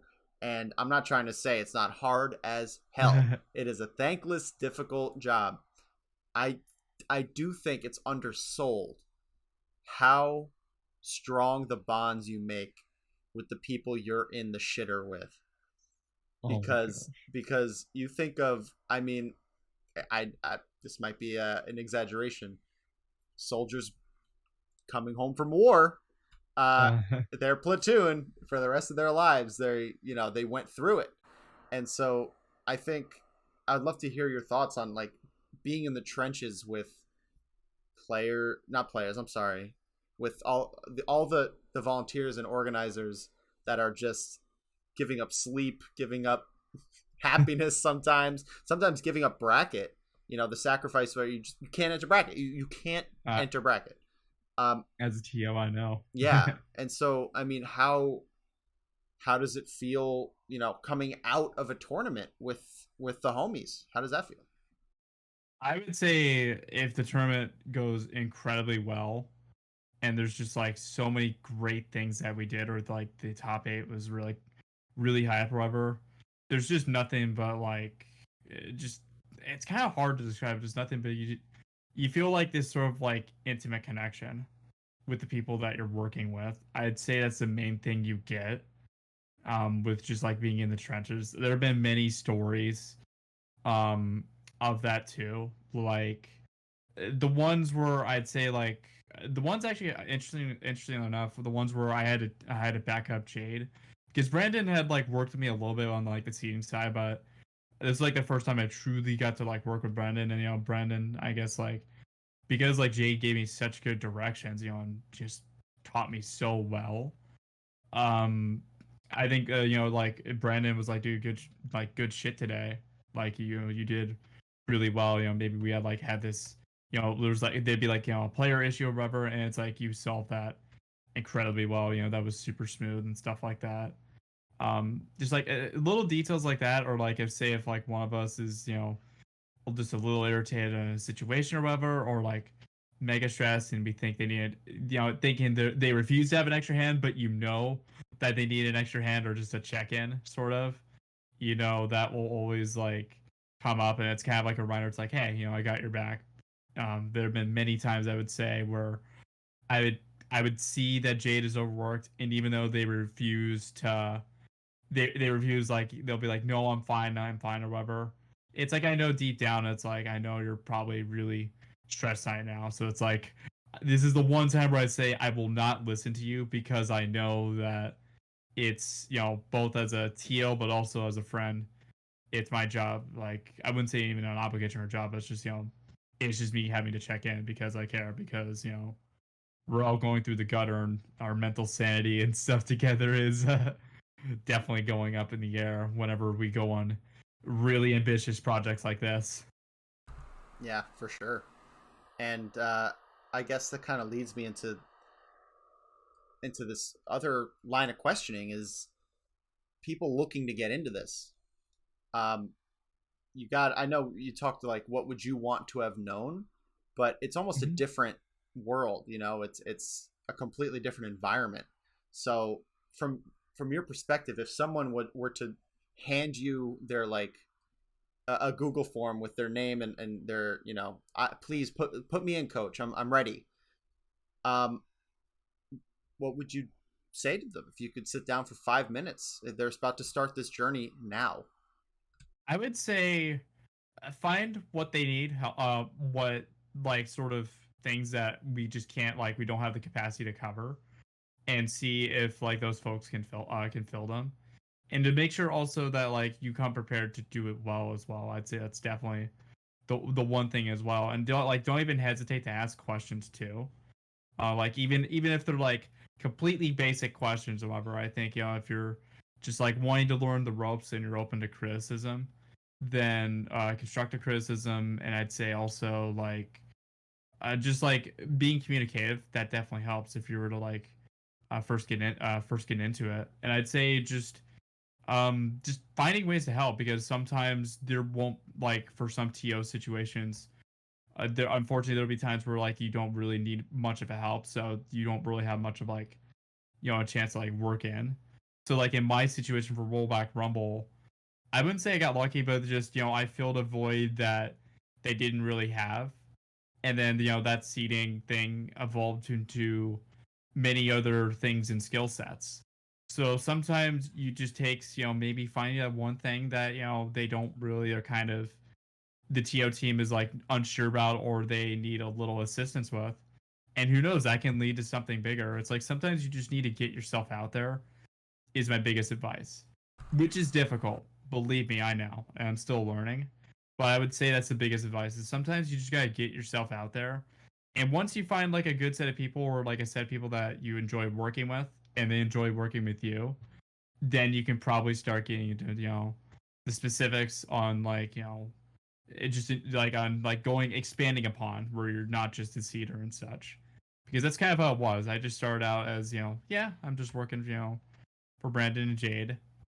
And then that spawned into where I'm at right now. So, I mean, sometimes it's a bit of a process. And I'd say also have patience if you're a beginner too, because there will be your hiccups. And there are going to be times where you mess up. Believe me, I messed up many times. And there are going to be times where it's stressful. But I mean, just remember that it's a part of the journey, and you get up and keep going. Love it, dog. Let's get these last three in. We're closing up shop, but we got some sales. Let's say that. Yeah. So what were some of the challenges of advertising in the online era versus the IRL era? I would say joining a lot more Facebook groups. That's like the first answer that comes to mind. So many Facebook groups. I can't tell you. There's probably even some Facebook groups I'm not even a part of yet. I should probably be a part of when it comes to advertising events. It's just there's so many.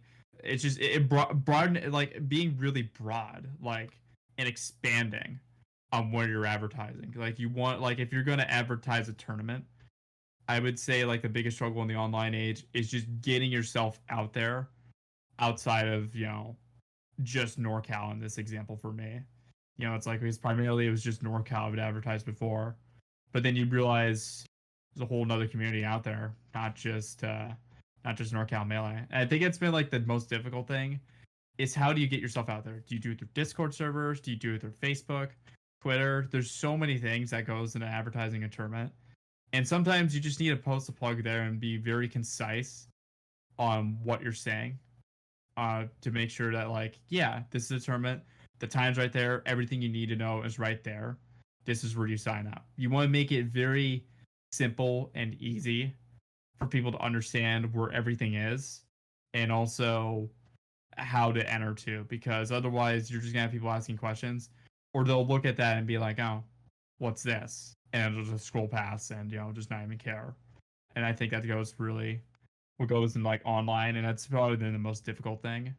And I'd say with offline, I wouldn't say it's easier, but I'd say like you have to look at more like the logistical steps of like where's the venue, where's parking, what's around the area too. Like it's a different sort of beast. Like, and on a local level, I'd say it's easy because you just have to advertise in NorCal Melee and maybe some sub regions. But on like a majors and a national scale or whatever, you have to always factor in like other logistics, like, you know, flights to hotels, you know, early bird fees, you know, late reg fees, stuff like that.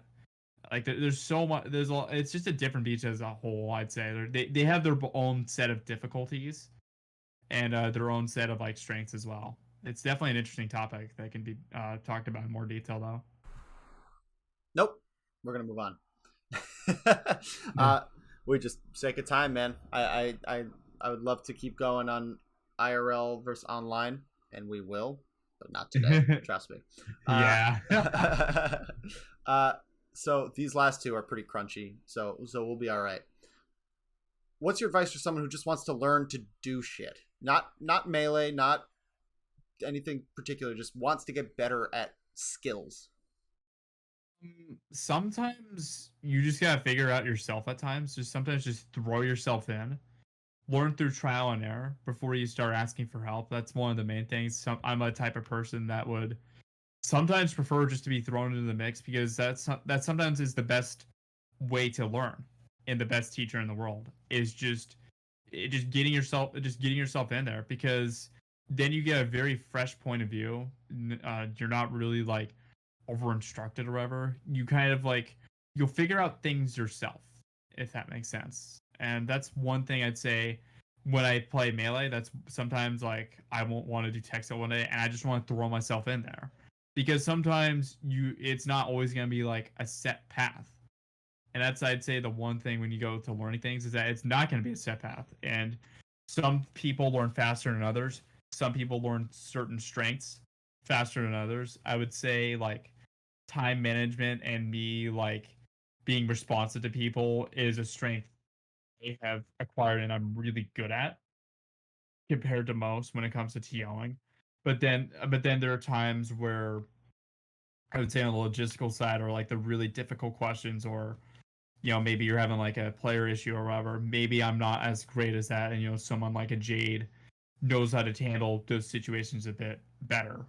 So like, there's like people have their different strengths and weaknesses, and I'd say if you're going just to learn something, sometimes just go in and see how you do, and then you'll get a reference point. It's like, okay, I can get better at this, and this. And also you can start asking for advice, because you don't want to over rely on advice, because otherwise you take away of what you're trying to learn yourself, because it's still yourself at the end of the day. I love it.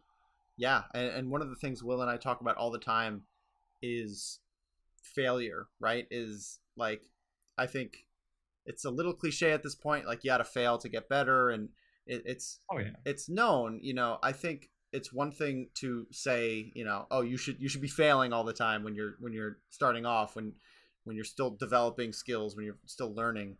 But it sucks. It doesn't feel good. So I like hearing you say, like, just get out there and try, because that implies that failure is super possible. Like, and not only just possible, it should be inevitable, right? Yeah, there are many times, and I still sometimes will fear it at times. It's like, it's something that's just ongoing. I think, and you bring up a good point. There are even times where I'm like, oh, I'm afraid to fail, but you have to realize also that just, sometimes, as Brandon once said, you're just going to fumble the bag, whether it's a close tournament set, USD last stock, or you mess up something while TOing. You're going to inevitably fuck up. And I think that's one thing, whether you like it or not, it's just one thing you have to learn going forward. I love that. And this brings me into my final question, which I was looking forward to the entire time. If you had unlimited resources, what's something that you would pull off? It's a very good question. Just wait, sneak this in on this one also. Make sure you're repeating the question and the answer. But yeah, I would say with something with unlimited resources, I would. Man, that's a. Do that again. No. You fumbled the bag on that one. Give it slow and clear, and then go for the. Then you can even take a pause. Go for the moon. You're good. Yeah. I'd say with unlimited resources, I'm not sure what I would do. You could really go a lot with this. Are you thinking just general or melee? What are you thinking with it? Let's keep it melee. Let's keep it like a melee event type deal. Yeah. I would say with unlimited resources for melee, I would definitely try getting as many like as much international talent as we can to enter tournaments. I also would just dang, you could really go so much. It's such a good question, and I can definitely have to brainstorm that. But I would say international is one because I think like there are a lot of unknown people around just the international part of Melee, and so, like NA is kind of like the hot spot per se when it comes to most Melee related activities. Um, Financial support is another thing for the Melee community. I think that's a given answer for anybody in any case. Um, just bringing people together too, not just for competitive reasons, but also just so many great people within this community. I would say I would definitely try to just kind of bring just a lot of people that I just know and love in this community just together and just spend time with them. If I were to like pull something off, like really assemble like a good team together to just let's do something awesome. Maybe maybe something like this in person. I don't know. Maybe I'm just shooting darts at the board here, but I need to interject because it is so wholesome to me that I ask, you have unlimited resources and you are giving very like pragmatic top line but possible answers. Now, I love that. I'm serious. I love that answer. It's very honest to me. What's something completely insane that you could pull off with truly unlimited resources? What can Melee be put into where it doesn't have to make a cent? just not even make a cent. I mean, big stadium is one. I think that'd be awesome. Just having it in a big stadium now.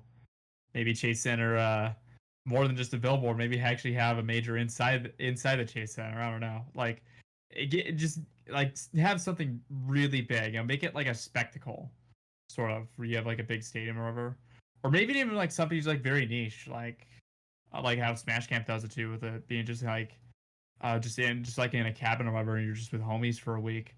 I think that's another concept that's really cool. And we can maybe smash B&B or something. I don't know. Like, you just get an Airbnb and you just have like homies together, just like in a house. And I don't know, maybe you have like a Survivor sort of concept or idea, just like the lowest finishing player is eliminated and kicked out of the house or something. I don't know. Something just completely random. It's a random idea I'm thinking of because I am a Survivor fan. There's probably so many ideas like I can't think of the top of my head right now. But those are some of them. I want to hit you with an Airbnb-esque thing that I'm currently doing.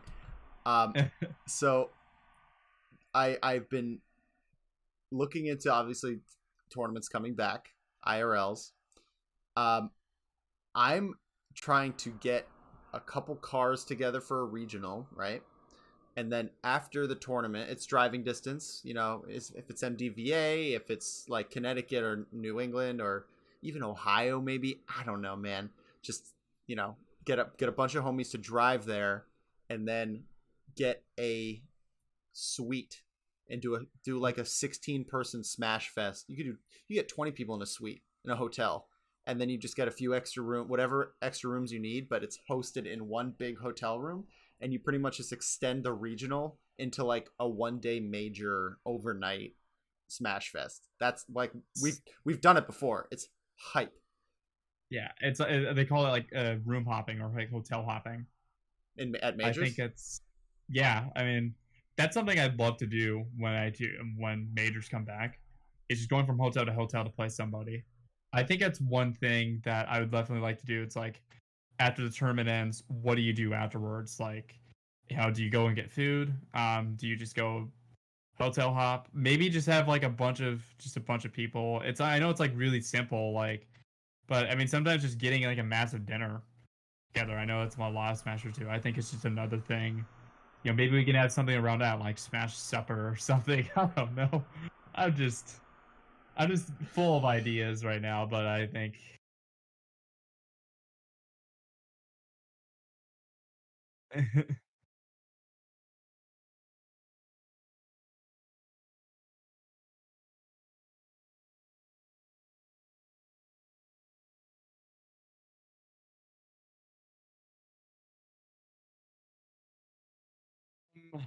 I would say, I'd say anyone just keep enjoying the big one too. I mean, we put a lot of work into this event. I'd say that's first and foremost. Thank you so much to anyone that's tuning in, supporting, entering, and donating or anything like that. You know, it's just we appreciate it. I'd say a special thanks to just Brandon for having me aboard Young Woff. I mean, I don't think any of us would be in this position if it wasn't without him in some capacity. So I mean, I think he's the big MVP of this. I would say thank you to Jade for always being there to help me develop my skills and just being a wonderful friend in the process too. I mean, we've been through a lot, and I think you definitely have kept me together throughout quarantine. I think sometimes words don't do justice how much I appreciate you. And then I'd say like Shiggles, design legend. Even though we don't talk much, I appreciate the work you do as well, and also the social media stuff you've done with your with your outreach to the Zoomers. That's awesome. And then just I guess anyone else involved with the event. I mean, I can't really say much more. And then also you and the Wannabes for playing a big part and just being a part of this event, because the event wouldn't be as hype without you. I know. You're welcome. This was a blast, dude. I can't wait to record our second 1v1 as well. And just like we're gonna put together, we're gonna smush it in. It's gonna be a fucking mega episode. I'm so down. Yeah. I gotta go. I got work to do. We gotta get some editing going. We're not even close, man. We're in crunch time.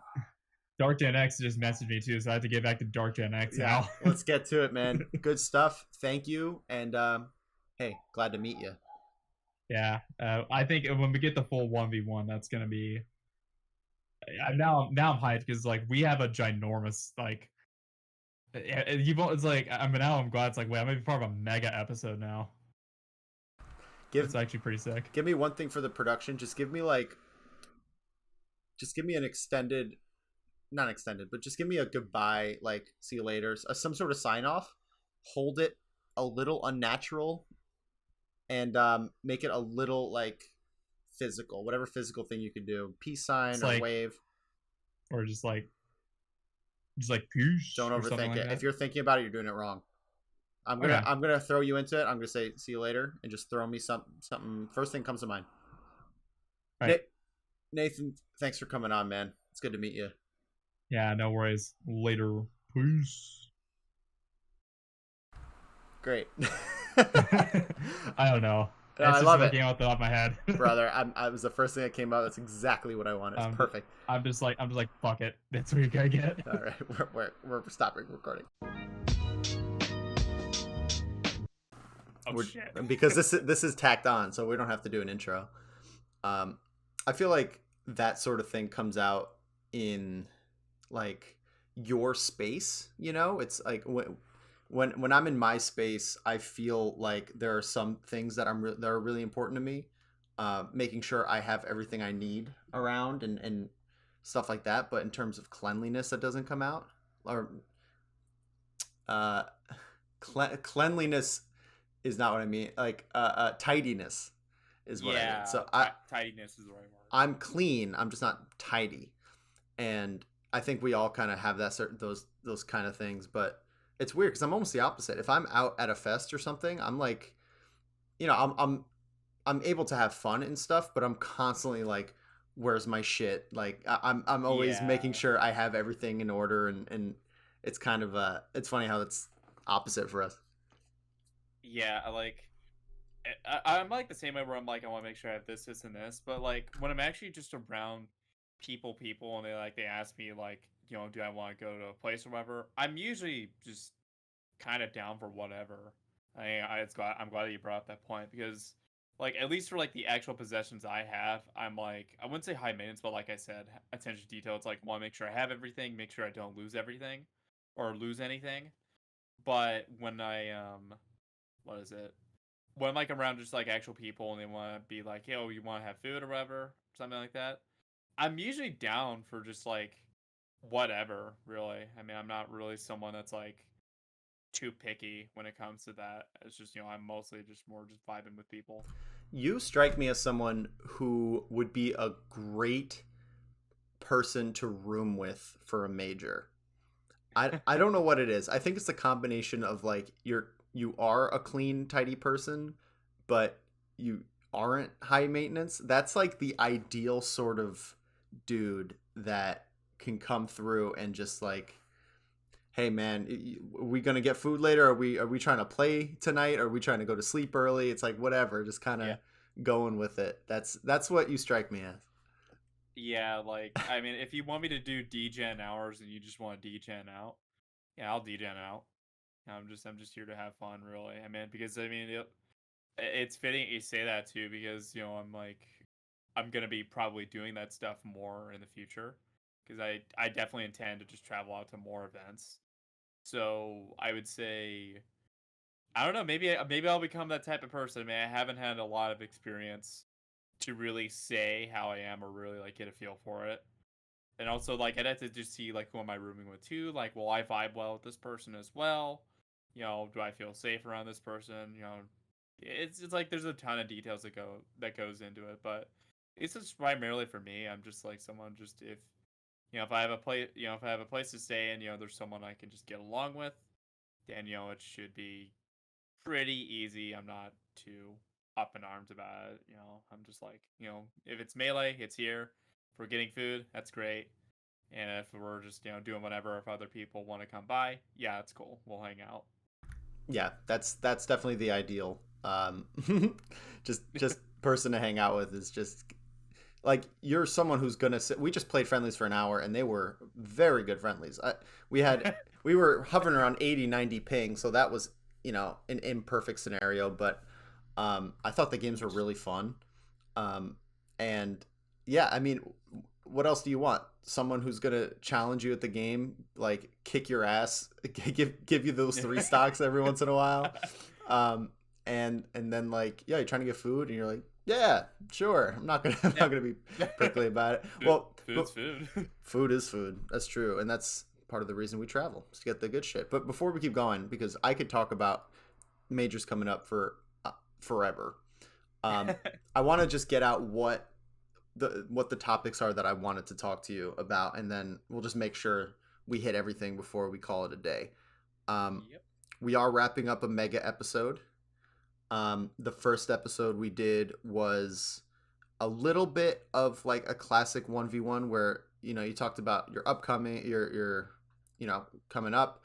Then we did a little bit of like strategizing for the big one. Then we talked during the big one about the event itself, and that was sadly underutilized footage, but it will be in this mega episode, so I'm not going to be too upset about it. But we have plans about what to do in the future, so that's okay. And then this, I want to debrief a bit about really, honestly, more so online TOing at large. I want to talk to you about where you think we are, in this exact point in time. And definitely about the big one in general, because I know like a huge event, you spent weeks preparing, etc., months preparing. And then we'll circle back and talk about what we have coming up, because I am so pumped. Like where the IRL events are gonna take us, like it just everything's starting to come out of nowhere. Like, oh, I remember that entire tournament series. SmashCon comes to mind. Like these things coming out, there's just so much to look forward to. But those are the kind of things I'm curious about. Is there anything else you think we missed that coming into this you wanted to make sure you talked about? I would say, if I remember correctly, I think we talked a little bit about my commentary side, or maybe my competing side. I don't know if we touched up on that too much Totally in the down. past. Yeah, because I don't think we talked too much about it. I think we mostly talked about the TO side, because the elephant in the room when we first started recording was obviously the big one. I mean, Right. that was on everybody's mind. But I mean, a lot has changed since then too. The big one has come and gone. Gallant Summer, as of the recording of this, just happened, and I mean, we got a bunch of neat events too that I'm gonna be a part of. So I mean, and also just you're making strides as well. So it's like, I mean, I think it'll be a nice like kind of catch up in full circle sort of thing. Yeah, these things always feel like little time capsules where, like, truth be told, I very rarely listen over to the episodes that I'm a part of. Like, you know how it is, right? It's like Mhm. it's just I already listened to it immediately after an editing. I don't I don't want to listen to it again. But it's really nice to know that it's out there. And I think for both of us, this point in time feels pretty pivotal, right? It's um, it's coming out of all this work and um, like I know for you and you talked about this in the first section, the amount that you did starting last summer, right? Just getting involved in the rollback rumbles or the Rona rumbles, as it were, um, Yeah. and kind of going through the paces of all the different sections out there, and of course getting your commentary chops up as well. All those things. Um, I guess the first question I want to ask you is like, where do you think, like, if you had to assign yourself one role outside of a player, I know players first. Um, if you had to assign yourself one role that, you know, elevator pitch, you start with I am this. Where do you think you land as of this moment? Phew, that's a really good question. I mean, aside from like the competitor first, it would probably that's a tough question because I've done a lot of stuff like on the TO side recently. Um and like I'm gonna be a part of Genesis as a melee TO for Genesis. So I want to say I'm more of a TO, but I'm also getting opportunities from some other online events as well for commentary. So it's like this sort of, I wouldn't say a rock and a hard place is the right word to put for it because it's not really a negative thing. It's more so like I have like two things and it's like you have to learn to balance both. I mean, I want to say I'm just a community person because I just do like you said, I've done it all. I've done a lot. I've done the social media. I'm on this podcast with you right now. I've been on a part of some podcasts. I've commentated, TO'd. I mean, I don't know if we there's a have lot. time to go through. Yeah, I was about to say. But I mean, you get the point. I do. No, I definitely do, and I've seen it in action, which has been really dope, and definitely a change from when we first recorded. When I was like, kind of just still getting to know you a bit better, right? And then obviously we spend weeks working with each other after that, and um, seeing where you're at, it's really something that I um, like. Not that I see myself in it, but I think I do it with everyone. Like I definitely project my own thing onto other people. And when I see what you're up to, I think of the things Will and I speak about all the time, especially when it comes to handling several roles or getting involved with more than one avenue at a time. And so I'm interested, like, when you are in, let's say, your best state of mind, let's say you have a day or two off and you have a break and you're not obligated to do anything for those days and you're fully relaxed and everything's going well, right? If you were to put yourself in that mindset, it's not an easy task, but if you're in that mindset right now, where where do you see yourself in the grand scheme of things, like in your own arc, let's say, towards who you want to be in the scene, towards the commentator you want to be, the events you want to put together? Where do you find yourself in this moment when things are going right and you're not overwhelmed? you know? uh, I want to say I like a bit of a state of transition because I'm starting to get my name out there. I would say definitely a state of transition. Like I had like a lot of massive breakthroughs in I'd say I don't know if like breakthroughs, but like big breaks. Like in late 2020, like just being a part of like Rollback Rumble as a whole with when they did the SCL qualifiers. Um, I would say 5 days of melee with JD, but that opportunity. I would say also the first Gallant Melee Open when I was able to seed and commentate the event.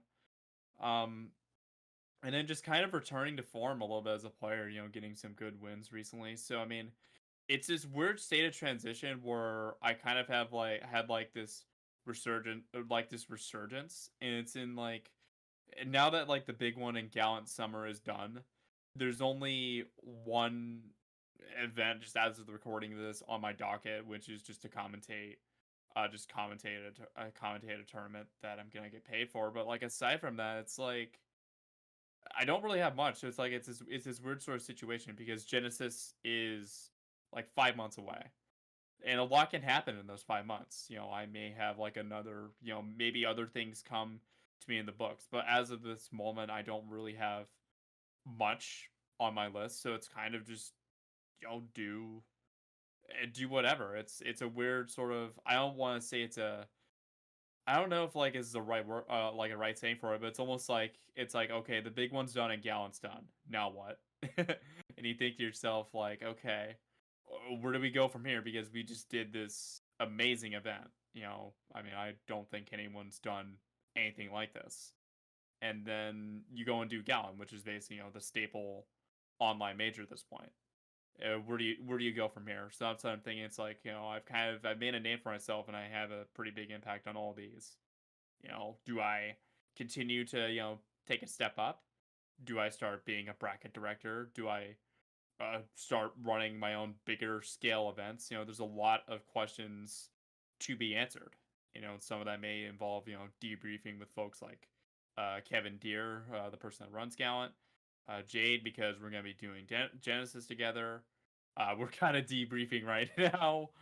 There's a lot of things, and I think it's just something that's gonna come with time.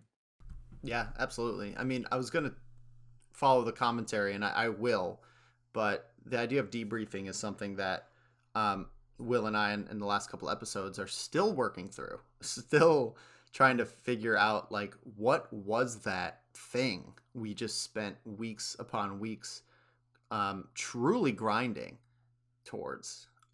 Yeah. I don't consider myself someone who like rise and grinds every day. I really, most of the time I take it easy and I try to just like, do my shit, but not go crazy. Those weeks were grinding. And so, Will and I, from our perspective, and we talked pretty openly about this, like we, near the end of the event, were just not chilling. We were like, I was kind of being a huge dick and he was being a little sensitive, and it was just not the best meshing. So it took time for us to like work through that. I'm curious, and again, this is me projecting outwards, so take it as it will, but I'm curious like where you feel the need to debrief from your own experience, because I think you were way more in the thick of it than Will and I were. We were just making shit that could have made the event better, not necessarily like the event didn't hinge on our on our stuff. So what have you been doing to kind of process the big one, all the shit you had to go through, etc.? Good question. I would say lots of writing. I've been writing a bit just to get my thoughts. I didn't really have much like downtime to truly debrief because it was literally after the big one. Summit's coming up and a land tournament is right around the corner. So I didn't really get like I basically I went to a land tournament like the very next week after the big one, and I entered just like a ton of tournaments because I kind of like I did pretty well at the big one. I almost got top 64. So I had like this drive to compete, and I was still like a little bit exhausted from the big one, like a little bit tired, but just I don't know. I had just like this adrenaline rush where I just want to keep playing and such like that. I just started writing a bit. I wrote a bit, just kind of get my thoughts down, just to like, just get them on paper. Like this is just bluntly how I feel. Be as honest as you can, just as possible about it. Because Jade and I never really got to debrief yet. Brandon and I haven't really spoken much since. Like we just haven't done much. I think we're all doing our own thing right now and still recovering. And then, like, literally after, like, Summit / the land tournament I went to, Then it was Gallant Prep, and then like Deer, Jade, and I would have a meeting on how we want to like structure the bracket, and then I had to commentate Gallant and compete in Gallant, so like all that went down. So I haven't really had like a full chance to fully detox and debrief about it. I debriefed like a bit about it with Will in person, a bit about it, but it wasn't like the really like thick of things like Jade and I were, where we had like this whole entire social media plan planned out. What will my role be in the big one and such and stuff. Just there's just like so many moving parts and so many things that happened. I mean, I would say I'm still processing it a bit just by talking now, and I'm like, and it's actually good, and it's like good and insightful, because it's like I think like towards the end we were definitely reeling towards the end. We were probably we may have made some mistakes or thought stuff that we may have disagreed on or we both weren't happy about, and that's just like stuff that we'll need to talk about and make sure like hey, are we good? We are a great team, but we have to just make sure we're on the same page, and it's like it's healthy, because we're gonna be doing more events together soon. Like I think about it as that, like, wait, Jade and I aren't just doing Rollback Rumbles anymore. We're doing Genesis, so it's like we're gonna have to make sure we're like we have a good debrief, and then also we're on our stuff with that, and then whatever events come in the future. Right. Yeah, that is really insightful. I'm glad you're opening up about it, and I think it's just important, right, to like when everything calms down, when you're involved in this big thing, from my own experience, whenever I am involved, usually it's something content related. I'll spend, if I spend weeks working on one video or just something that I'm really working hard on, there's this expectation that I build up for myself where I'm like, okay, by virtue of my hard work and my healthy self-confidence, that like if I were to work hard on something, I will make a good product, or I'll come out of this, with something worthwhile. There's this feeling of like, man, it didn't blow up the way I thought, or like, man, I really thought I'd come out of this and everyone would be like patting my back, and it's not really what I think. It's not like my logical part of my brain. It's just my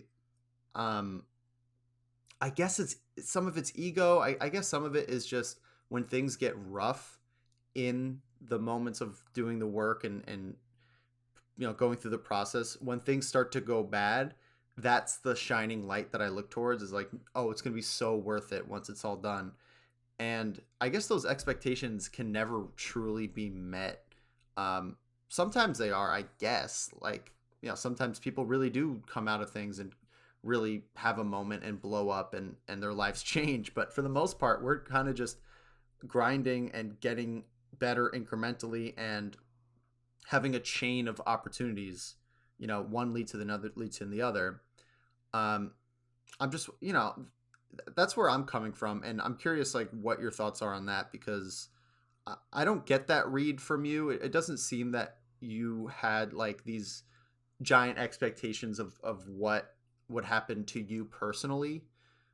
But we all went into it hoping it was going to be a great event. It was a great event. Even though when you're on the inside, we are just staring at all the mistakes and all the things we wish we could have done better. I've been very open about like the entire Meet the TOs section of the work was just completely bungled.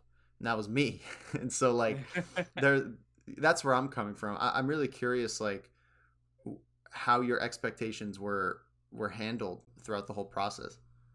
I mean, I definitely had like some expectations and stuff like going in, because I wanted to really play a big role with the big one, and I think I did. I think I did a good job at it.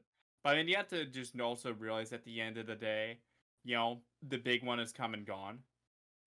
Whether we got to do the stuff we wanted or not, it's just it's history. The Rollback Rumble, the big one, happened from July 3rd to July 11th.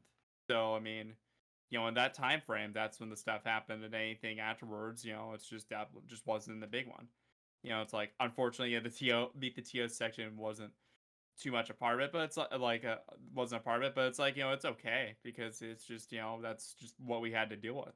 and it's something that we can just learn from for next time, or like we can just like learn to approach it better, because I don't think anyone really approached anything this ambitious or like this extensive. I mean, I mean, I can't tell you how much I was in the Twitch chat for, the big one and stuff like that. And it's just, you just got to take it all in and just experience what you can. You can't really, I wouldn't say set your expectations too high, but you can't really go in expecting everything to be perfect, because there's going to be pivots along the way. As Brandon once said, the bag will be fumbled at times, whether on our own or just like as a whole. You gotta learn to be flexible with it. And I think when you look back at it, then you can start debriefing and be like, oh yeah, we probably could have done this thing a little bit better, or we could have had a bit more communication here. You can't really think about it as in like, this is going to be this absolutely perfect event. This is going to go here and this is going to run at this time. This has to be up to this sort of this standard or whatever.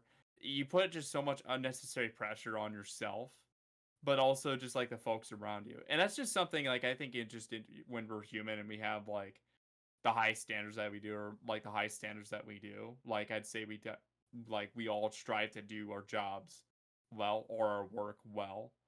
And that's just something you have to balance. I know even like as a player, I had that where I think, I want to go and do this thing well.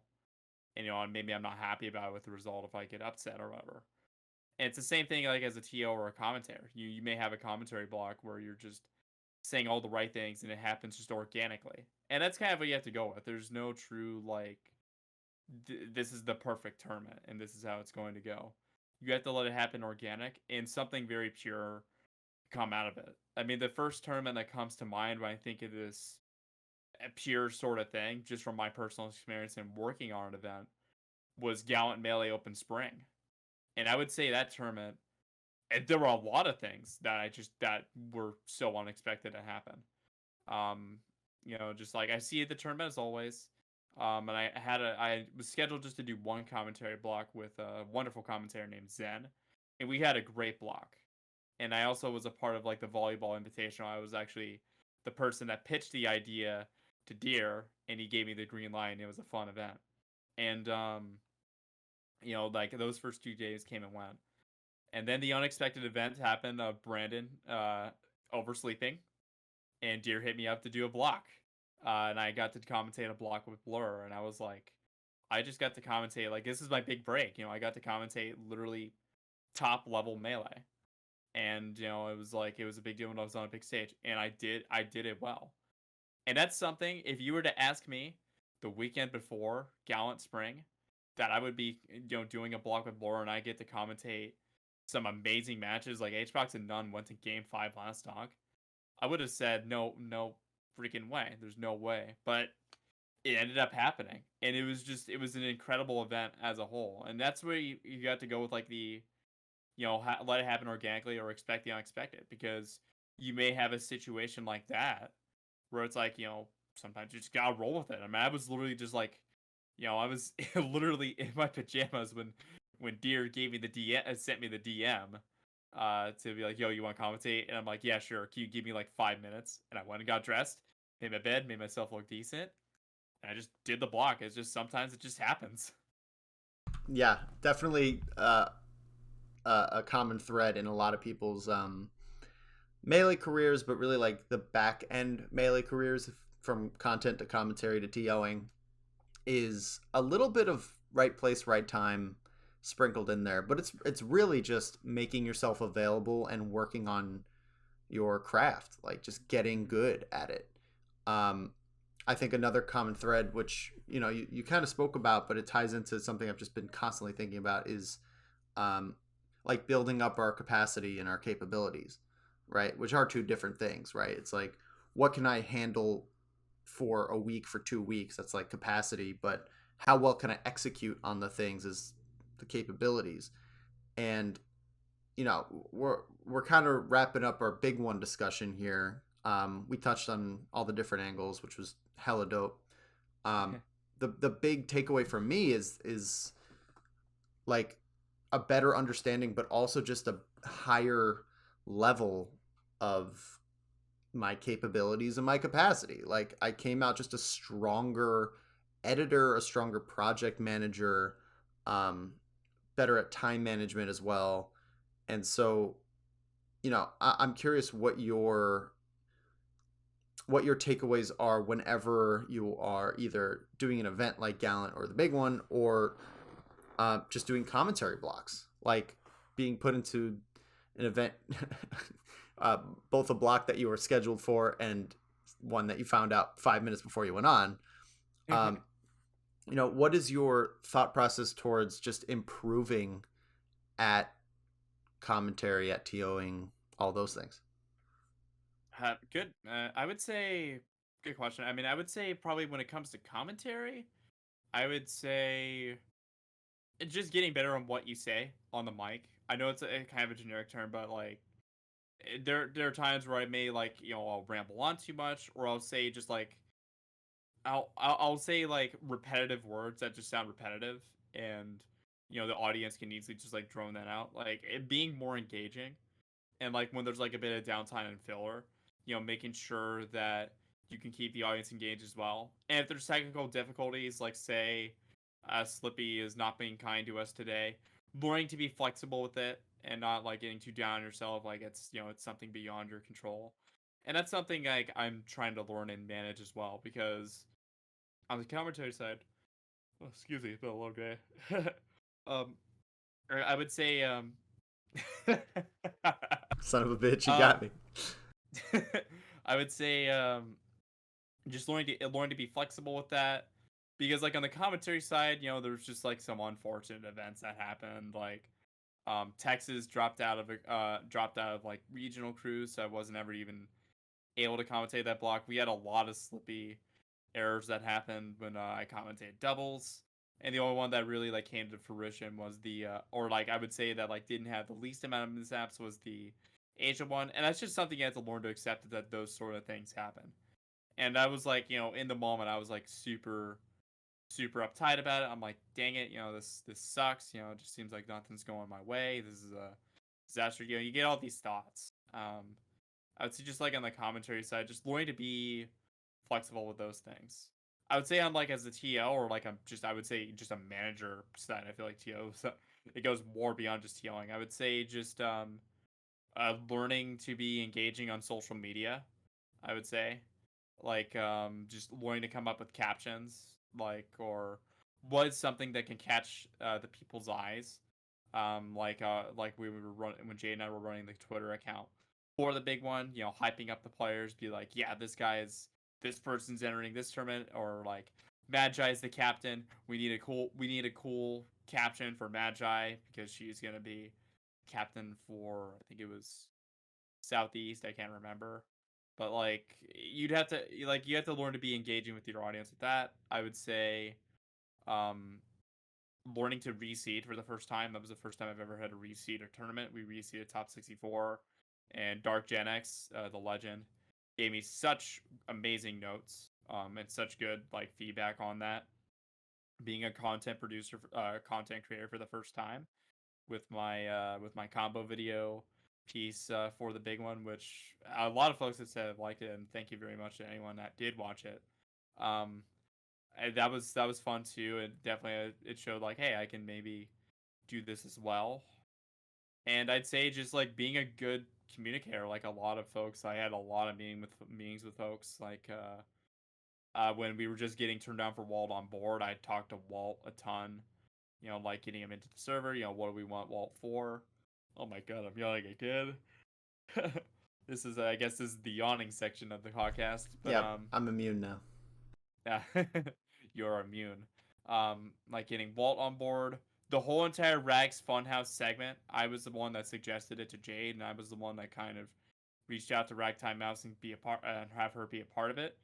And Funhouse became a thing, so I was deeply involved in the process with that. We had one night where Jade, Rags, and we all stayed up until 6 a.m. getting stuff prepped up and making sure that that this goes well. It was one of the few times I literally saw the sun rising. I was about to go to sleep, and I was like, "Holy hot, Holy hot damn, we are we're going crazy on this. I stay up until 4 a.m. multiple times doing this. So sleep was a social construct in this, but I would say our passion was infinite. We had nothing but passion involved in this whole event. Sleep was a social construct, man. What a terrible sentence to hear. Because I knew you guys were fucking around and finding out, and well, I think that's its own lesson, right? I think we all learn our limits when it comes to stretching out how much a Red Bull can replace in in a given day. But yeah, man, that's all like that. All that shit is just golden experience, right? It is like it's just Will and I love to bring up anime. I'm Are you watching My Hero? Are you caught up or watching it? I actually do not watch too much anime. That's I watched fine. one episode. I watched one episode of Haikyuu, so I did. So I may start watching Haikyuu. You'll do fine here. Yeah, I don't watch much. I really don't. Especially compared to like the melee scene. A lot of people out there watching shit. But there's an arc right now, kind of like a training arc where the teacher is talking about building a mountain of experience where there are places like school where you build up your education, you build up your knowledge, and then you get thrown into the real world and you have to build up your experience. And as someone, I think, would you consider 26 my late 20s, or am I still in my mid 20s? I still think I'm in the last year of my mid 20s. I would say my cutoff is the mid 20s is 24 to 26. So to me, Yeah. that is the mid 20s. Agreed. 27. That's late. 27. That is when you start in your late 20s. Yeah. And like, for sure. I don't know. I always call that like that's like the start of like your prime. I don't know why. I always think of like maybe it's just hockey terminology because I've studied hockey stuff. I always think 27 is like when you're in your prime or something. I don't know. It's just a random. I hope random so. term. I hope my prime is yet to come. I mean, I don't feel like I'm at my prime yet, so that's good to know. I do think that we are a majority of the melee scene. I think at this point is in their 20s at least, right? Yeah. Certainly that's the bell curve. Established folks. I would say established folks. Most. I mean, it's hard to tell. I mean, we don't have data on it, so it's all speculation. But a large majority are like 18 to 29, right? Yeah, like I'm 23 right now, so that's a good point. Right. So in that range of just entering the real world, and I'm finding that all these experiences in specifically melee events, or making melee content. For example, you see this piano behind me. I made my first like song. It took me 2 hours. It shouldn't, it took a long time, but I made my first beat, my first like instrumental track, because I'm making a smash rap that's half written. You know what I mean? And so these sorts of things are so invaluable, and it always ties into like my big overall thesis of taking our passion for the game, like the love we have for the community, the love we have for just playing friendlies and improving and whatever, and then like getting these fucking killer experiences out of it that just make us extremely marketable and just useful people, right? It's crazy. Ourselves out there. I think you've said it perfectly. Remarkable. I think Ventus was it be remarkable. I think that's what he says. Oh my god, did he say that? I love that. I think it's in his Twitter bio. I could be wrong on that, but well, shout out to Ventus. Yeah, shout out to Ventus if I am correct on that. But I think that's something like be remarkable, and then also and to get yourself out there. I mean, I mean, this is like, I'm just starting to do like these sort of podcast stuff and just like being featured on stuff like this. I was on Bottom of Smash Mountain before. Um, the after shows we did for Rollback Rumble, like those are all first for me, and that's like, it's valuable experience. You know, it shows that you're comfortable in front of a camera. You're comfortable with going with the flow and just kind of just, just chatting with people and shooting the shit. And then I would say there was another one. Like, I'm gonna go back to like the content thing again. Like, that was the first time I've ever done like any sort of content piece ever where I was a content creator, and that's valuable experience as well. And now it's gotten me ideas. It's like, do I want to pursue and do more of this? Do I want to do another video like this? Like, I have some ideas in mind, but like, it gets your mind thinking. It goes back to what you said about how you're making a song. It's the same thing here. Like, you go and venture out and you try something new. And whether that's you go out of region for the first time for your first out of region tournament, you go and do podcasts, you go and commentate events. You try to find ways to reinvent yourself and do the extra step. And I can say, like, with most of these big events, I would say I'm gonna just go back to as early as January 2021. I've done that big step. Like, for 5 days of May, that was the biggest at the time. That was the biggest tournament I had ever seeded. For Gallant, that was the first time I had commentated, you would say, an online major, like an online major on that big of a stage, and I also got to see that as well. And then what is it, Gallant Spring, I got to commentate 2 blocks. That time, and I was even more involved with the seeding of events. And then for NetPlay for Palestine, I was the seeding lead. And then like for Rollback Rumble, the big one, there's so many firsts that happened out of that.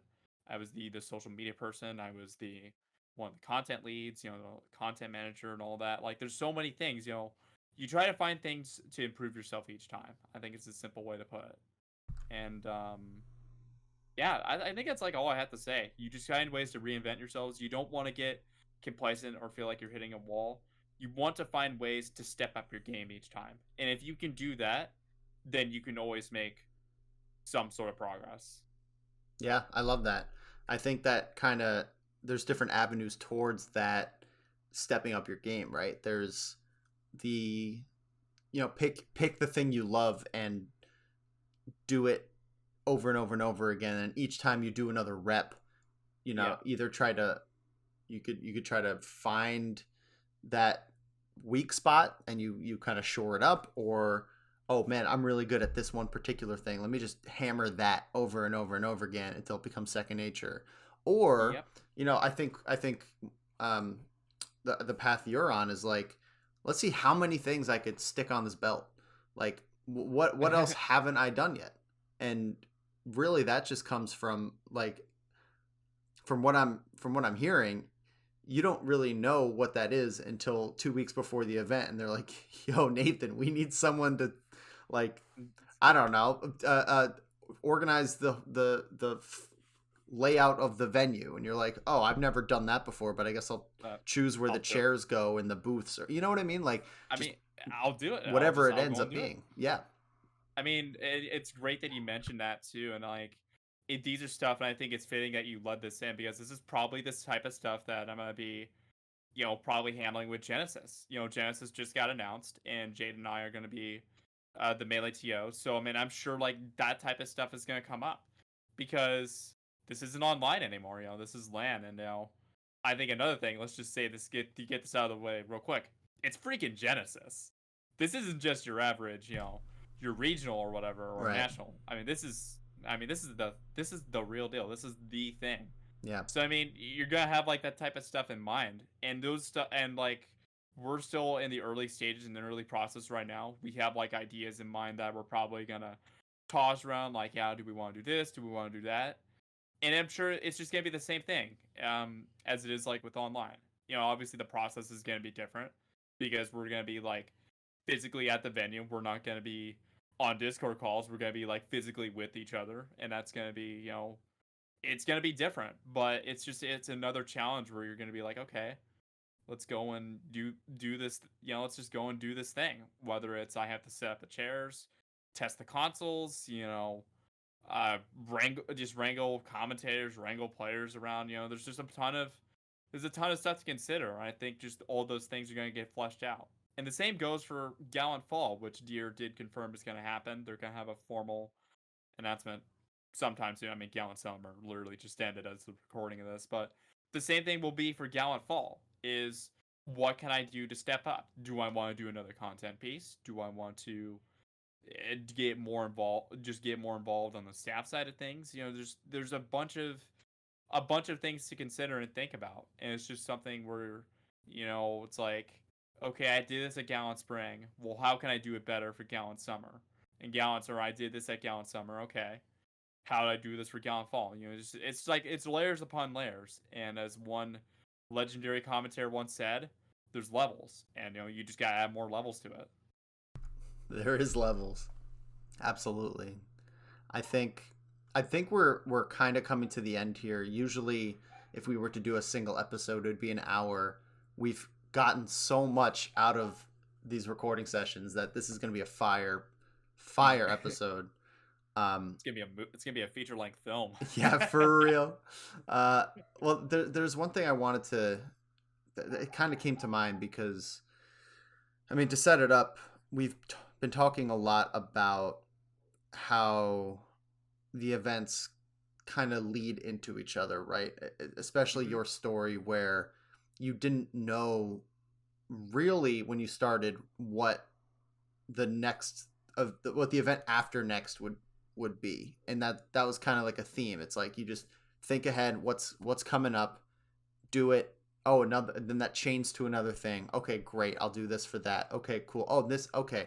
And that is kind of typical, right? That's a very just, that's where we are in our lives. That's Melee's never really been it's never had a circuit. And it's never been like, fully able to think long term. But let's do a thought experiment, because I think you're the perfect person to ask this. Where would you like to see yourself in the game, in the community, in the game, or not? But how would you like your relationship to this game? How would you like it to be in 3 years? Really, really good question, because a lot can happen in those 3 years. I'll be 26. True. That's ironic. I mean, I would say, I'd say someone that's capable of doing a lot of things. I think this, to borrow something that happened at The Last Dance, the basketball documentary, The Last Dance of Michael Jordan, is I want folks that were to work with me or be associated with me, they'll go and do this work and be like, this isn't something that Nathan has done. He's done this before. That's sort of like my approach to it, is that I've done this sort of thing. It's like I can teach you, and be and like I can teach people how to do it, or like this is something. It's something I've done before, because just there's a lot I can do. And I would say also just continue to get my name out there. I'd say in 3 years, we don't know where I'll be. I'm kind of like in this weird sort of thing where it's like I'm known by like most of the big names, but I'm not like your household name or whatever. I'm not like your Mango or your Toph or whatever. And I guess just like continue to get more exposure and see where it goes. Whether it's my competitive side takes off, if I decide go hard in streaming and such, just continue to get myself out there. And if I'm a big name in 3 years, then that's awesome. That's the dream, I guess, or whatever. That's kind of what you want. You can be a good influence on people.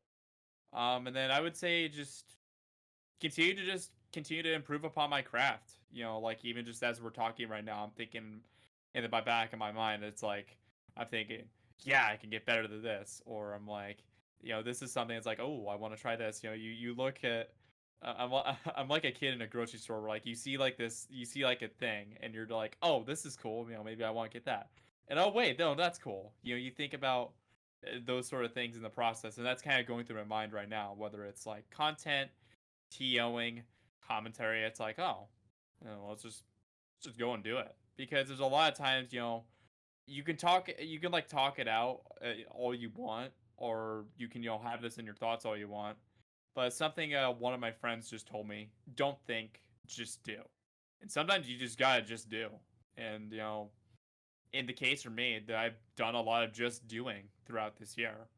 I started out, I'd say most of 2020 as just a competitor, but then I became a seeder, then I became a TL, a social media person, and I guess the list goes on. I think I think it spoke for itself there, but that's kind of my thought process of what I want to be, I guess, in 3 years.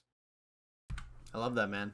Just doing it, just ripping it, just going along and pumping things out and getting involved and not overthinking it. I appreciate you taking the time to answer that. I appreciate the whole amount of time that you've given to this podcast, because we definitely ran the gambit of it was definitely centered around the big one a bit, but I think it's a really good opportunity to just learn of where you're at, where you came from a bit, and what you are learning in real time.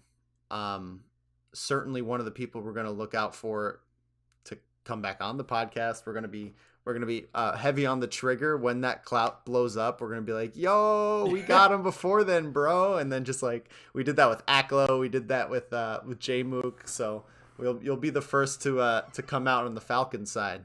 That'll be good to see too. But man, if you have any closing thoughts, now's the time. We've covered a lot, but if there's anything else you wanted to say. I mean, I'd say just it's been a pleasure to work with you for not just the big one, but also when we did our small piece with Alston Bailey, the vendor. When I remember when I was like, when I got listed to be a content manager, I was like, who are the Wannabes? Who are these people? And we got into a call and you showed me like all your pieces, and I'm like, dang, these people are like pretty cool, and we just kind of clicked. And I was like, dang, I would, I definitely will keep these people in mind again. And then lo and behold, the big one comes around, and I'm like, I hear that it's you, and I had just gotten to know Will Wasabi a bit at some point because we had played some Melee together. And I was like, you guys are part of the big one. I was like, oh shit, here we go. This is gonna be fun because I know you people are really good at what you do. It's fun working with you. Just shooting this episode is fun. I mean, just I'd say that's a joy in its own. And yeah, I guess like to any folks that just want to know more about me, I guess follow me on Twitter at NathanSandwich. Yeah, follow me on Twitch at twitch.tv/NathanSandwich. I may, we'll see what I do next. I may see you in bracket. You may hear me on the mic. You may see me as the TO. There's a lot of things you may see me as, so we'll see where it goes from here. But I'd say, JD, it's been a pleasure, and same with the big one and just everything else. It's been a pleasure. Can't say it better myself. That is a wrap on Mega episode